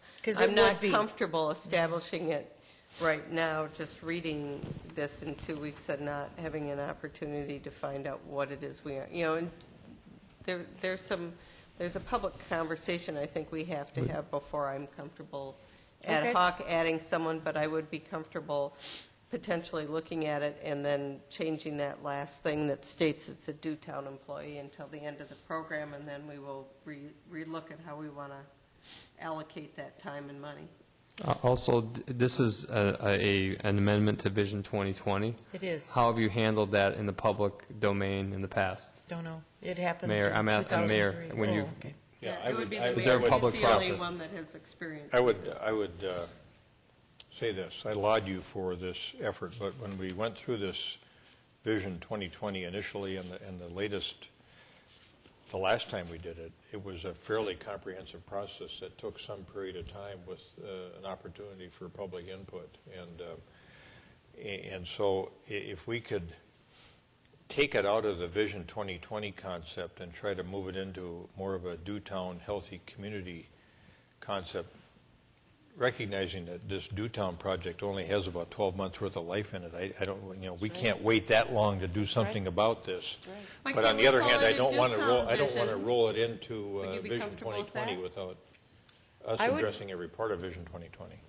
I would be comfortable with whatever it would take for this to provide staff with the understanding that this is a vision of the city, this is an initiative that we are behind, and that we want staff to take it seriously. We don't have that today. What if we sent this? This is a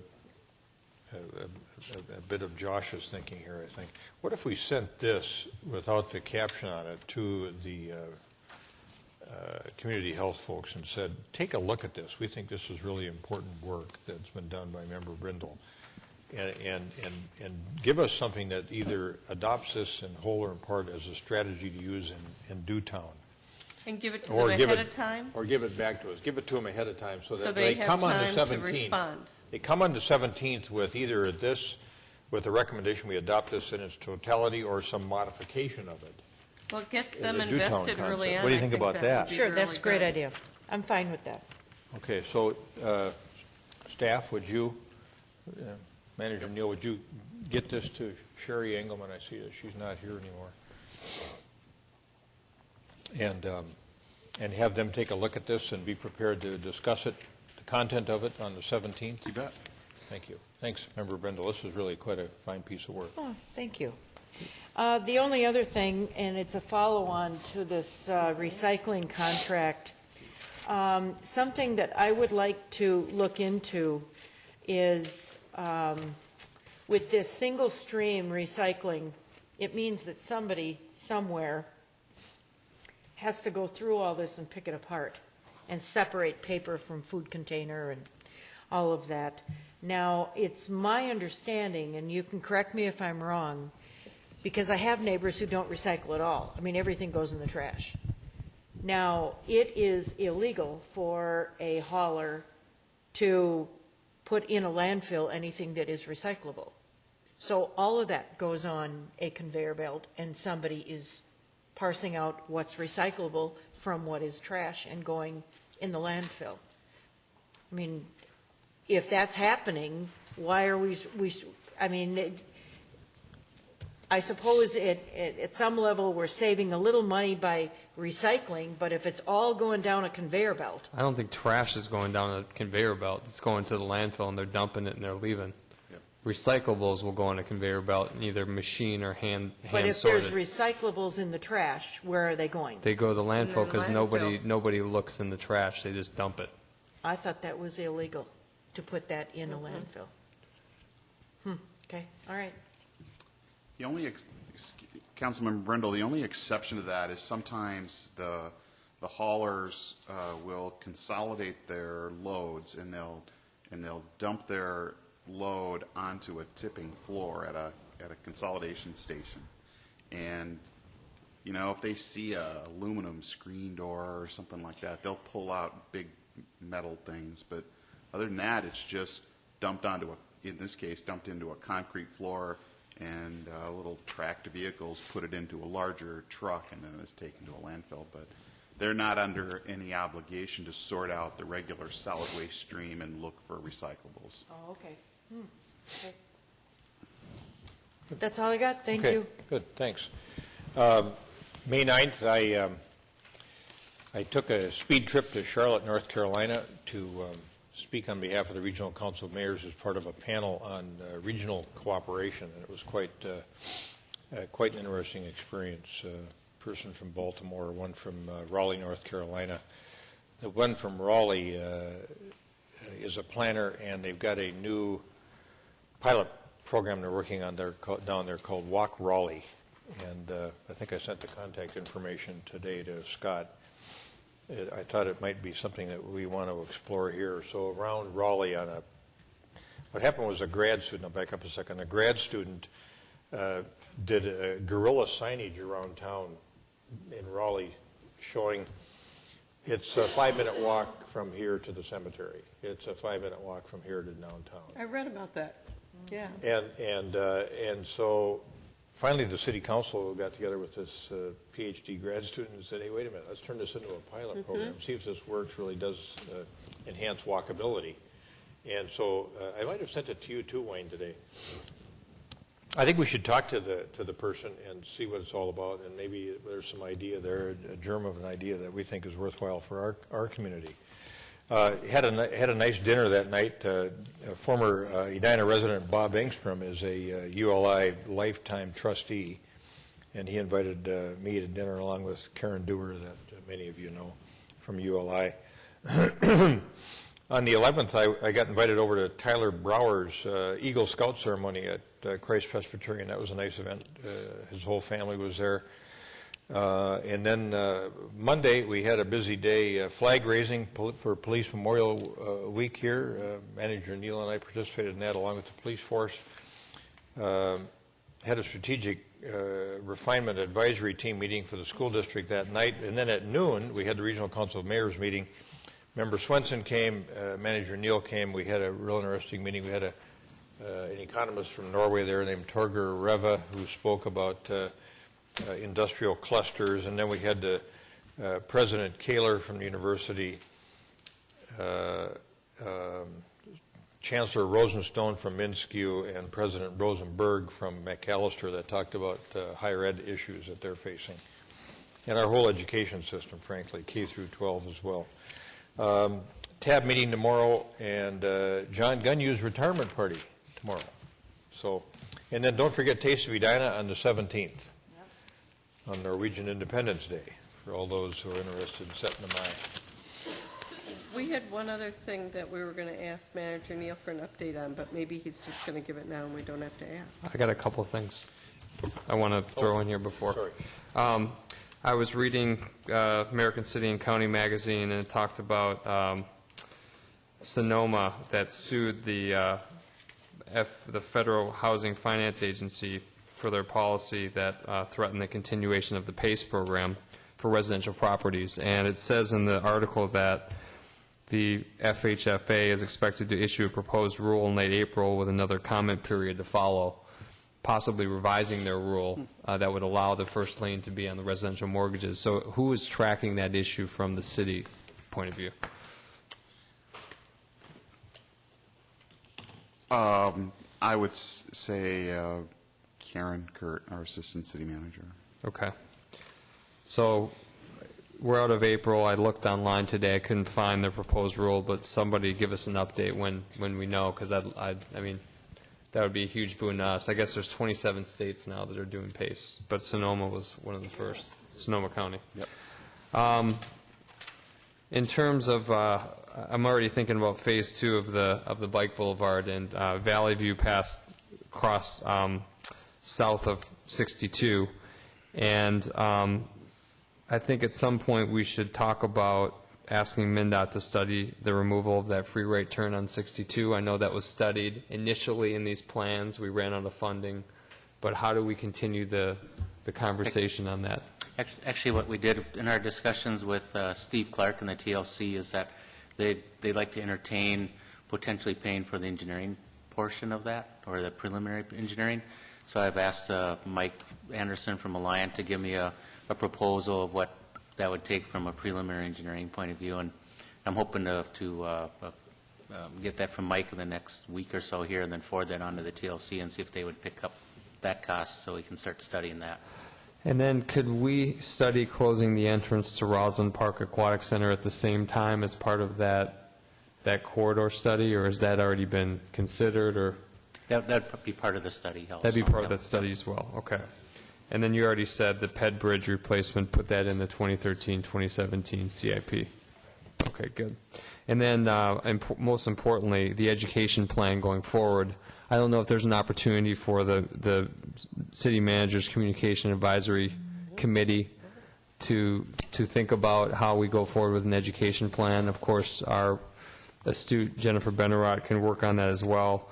Minneapolis has some incredible videos and content, and I forwarded that to the council. I don't know if you watched those, but they are really excellent education purveyors. And I hope we can leverage some of those same materials and get the word out as to how they're going to use these new bike markings, mainly the cars. We received some correspondence on 4234 Lynn Avenue. Should I defer to you to talk about that, or? Councilmember Sprague and Council, I convened a meeting of the regulatory staff today to talk to them about what their involvement has been. They filled me in with their respective reports. I've drafted a draft response to the citizen. I'm circulating it back to that staff now just for edits and fact checking, and I'll be responding to him tomorrow. And you'll forward us a copy? I will. I'll include you in the CC. Okay, and he'll get back to his group of petitioners. I would expect him to. Okay, Yes.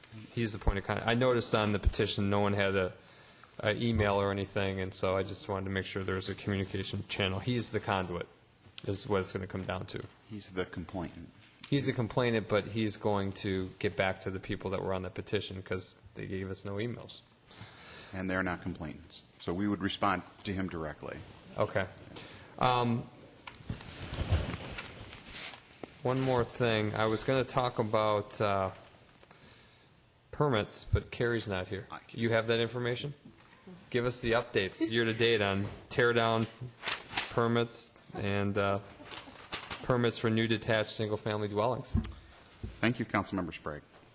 Last year at this time, we had issued permits for 16 residential redevelopments and had 15 new homes built at this time last year in 2011. This year, we've issued 36 permits for residential redevelopments and have issued 35 home building permits for new single-family homes. And if you look at those, the majority of them are around 50-foot lots. I would say 75% of them are on the east side of Edina, Morningside, 55424, smaller lots. It's kind of interesting. It's a very big change from what it was a year ago when the majority of them were in Mirror Lakes and other larger lot areas. So it's on a pace of more than double what we did last year. Okay. Also, Carrie sent out a letter to property owners on France in that southern section, I guess it'd be between 60th and Crosstown, about the parking of vehicles on private property. The complainant that sent some correspondence was concerned that that portion of France is turning into kind of a parking lot. Everyone's paved over the grasses, and we have no impervious surface requirements for single-family residents. There's no zoning control that can address that. But it was a nice notice. It told people they couldn't travel within 15 feet. They couldn't park within 15 feet of the traveled portion of the street, and that inoperable vehicles and recreational vehicles have certain setbacks. And I also talked about refuse containers and so on. I just thought it was a well-drafted letter and obviously necessary in that section right now to make sure that it's tightened up. So Does it go to the property owner or does it go to the property, would be my question, because a lot of that is rental along there. It goes So- to both. It goes to Okay. residents and property owners. Yeah, the letter actually says residents/property owners. So, So you have an address for where you send the tax bill, and you have the address of the house. So you correct. use both Correct. addresses. Okay. It's called a sweep letter, and it's meant to convey that there's been these complaints, and if you are in, we want you to be aware of the complaints and advises people on how they can comply. in terms of a zoning control, in your experience, is this something that might need to be addressed, this impervious surface requirement? Yes, and you can do that by using kind of an FAR style regulation about how much of a lot's surface can be Coverage. Yep. Couldn't you do it a different way? Couldn't you look at our rules for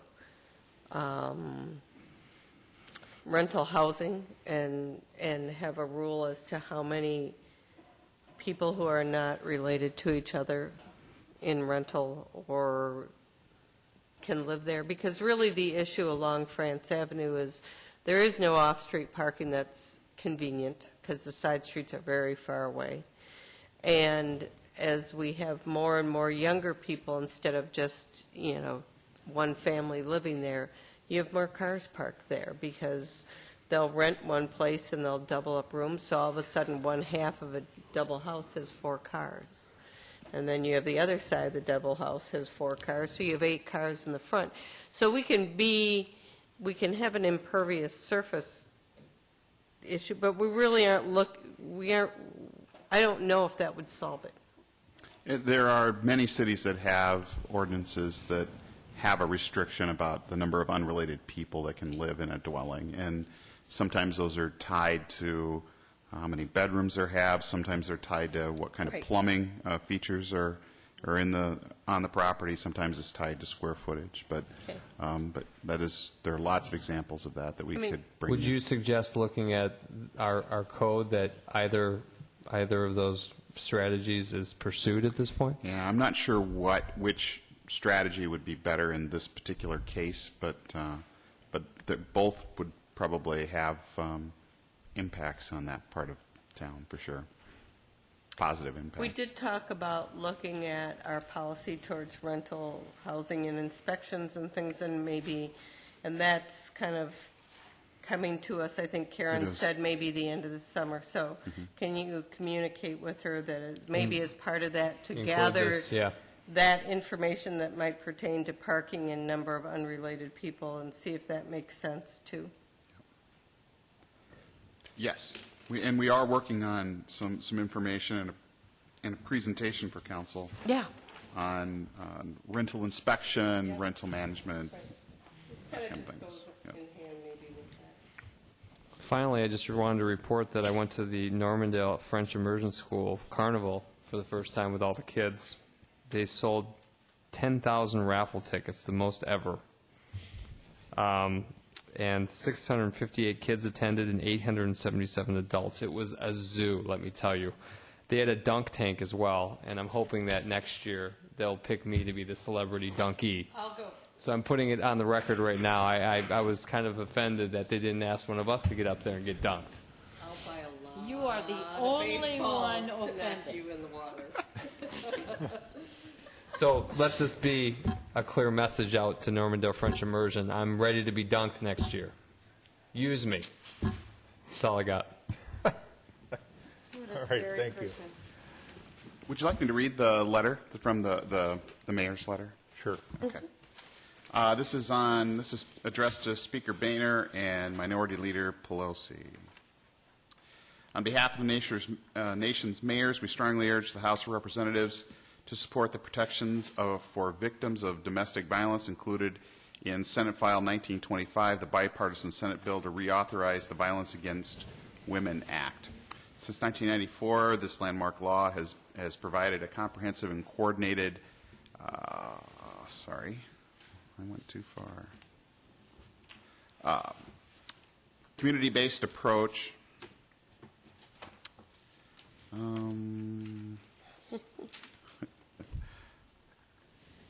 Community-based approach toward reducing domestic violence, sexual assault, stalking, and other forms of violence. The ACT's programs and services have provided life-saving assistance to hundreds of thousands of victims and significantly strengthened the ability of the criminal justice system to hold violent perpetrators accountable. Over the past 2 decades, these efforts have helped dramatically reduce the incidence and impact of violence against women, including an over 50% decline in the annual rate of domestic violence. Despite considerable progress in addressing the epidemic of violence against women, we recognize that much more needs to be done and that this reauthorization presents an opportunity for Congress to strengthen our national commitment to tackling the challenges that remain. Like the 2000 and 2005 reauthorizations, we believe that the bipartisan Senate reauthorization does just that by expanding services and assistance to those communities who experience the highest rates of violence and who have the greatest difficulty in accessing services. We believe that it is essential that the Act's vital services be provided to all victims regardless of group status, and for that reason we strongly support the establishment of a uniform non-discrimination provision for the Act's grants programs included in Senate File 1925. By replacing and clarifying the current patchwork of protections, the non-discrimination provision will help ensure that victims are not denied services on the basis of race, color, religion, national origin, sex, gender identity, sexual orientation, or disability. This measure is needed in part to address the significant obstacles that lesbian, gay, and transgendered communities have faced in accessing services in recent years. Despite the fact that they experience domestic violence at the same rate as the general population, 45% of the lesbian, gay, and transgendered victims are reportedly turned away when they seek help from domestic violence shelters. This type of discrimination is simply unacceptable. The House bill, unlike the Senate version, also does not address the continuing challenge of the violence in tribal communities. A recent study by the Center of Disease Control found that 46% of Native American women have experienced rape, physical violence, and or stalking by an intimate partner in their lifetime. As with immigrant victims, the Act is aimed to address the terribly high rates of violence against women in tribal communities. Although some progress has been made, we believe the continuing high rates of violence on tribal lands require far greater attention. This reauthorization provides an opportunity to strengthen federal law enforcement tools and to expand the capacity of tribal governments to investigate and prosecute these crimes. Last paragraph. As mayors, we have seen the tremendous impact of the Violence Against Women Act in our communities. The life-saving programs supported in the legislation should be quickly reauthorized to ensure the continuation and access of vital services for victims. We believe that the Senate provisions will help us better address continuing problems and remaining unmet needs, and strongly urge the House to take up and pass bipartisan Senate bill, Senate File 1925. And then it's a number of mayors. And you want to do the Senate one because the House one has an ad where they want to identify the accusers, which is not what you want to have happen, because then people are very hesitant to come forward if they have to be identified. So it's definitely the Senate one you want to support. Okay. Would you move the matter, Member Swenson, and So authorizing me to sign that on behalf of the council? I do. Discussion? All those in favor say aye. Aye. Aye. Opposed say nay. Carried. Thank you.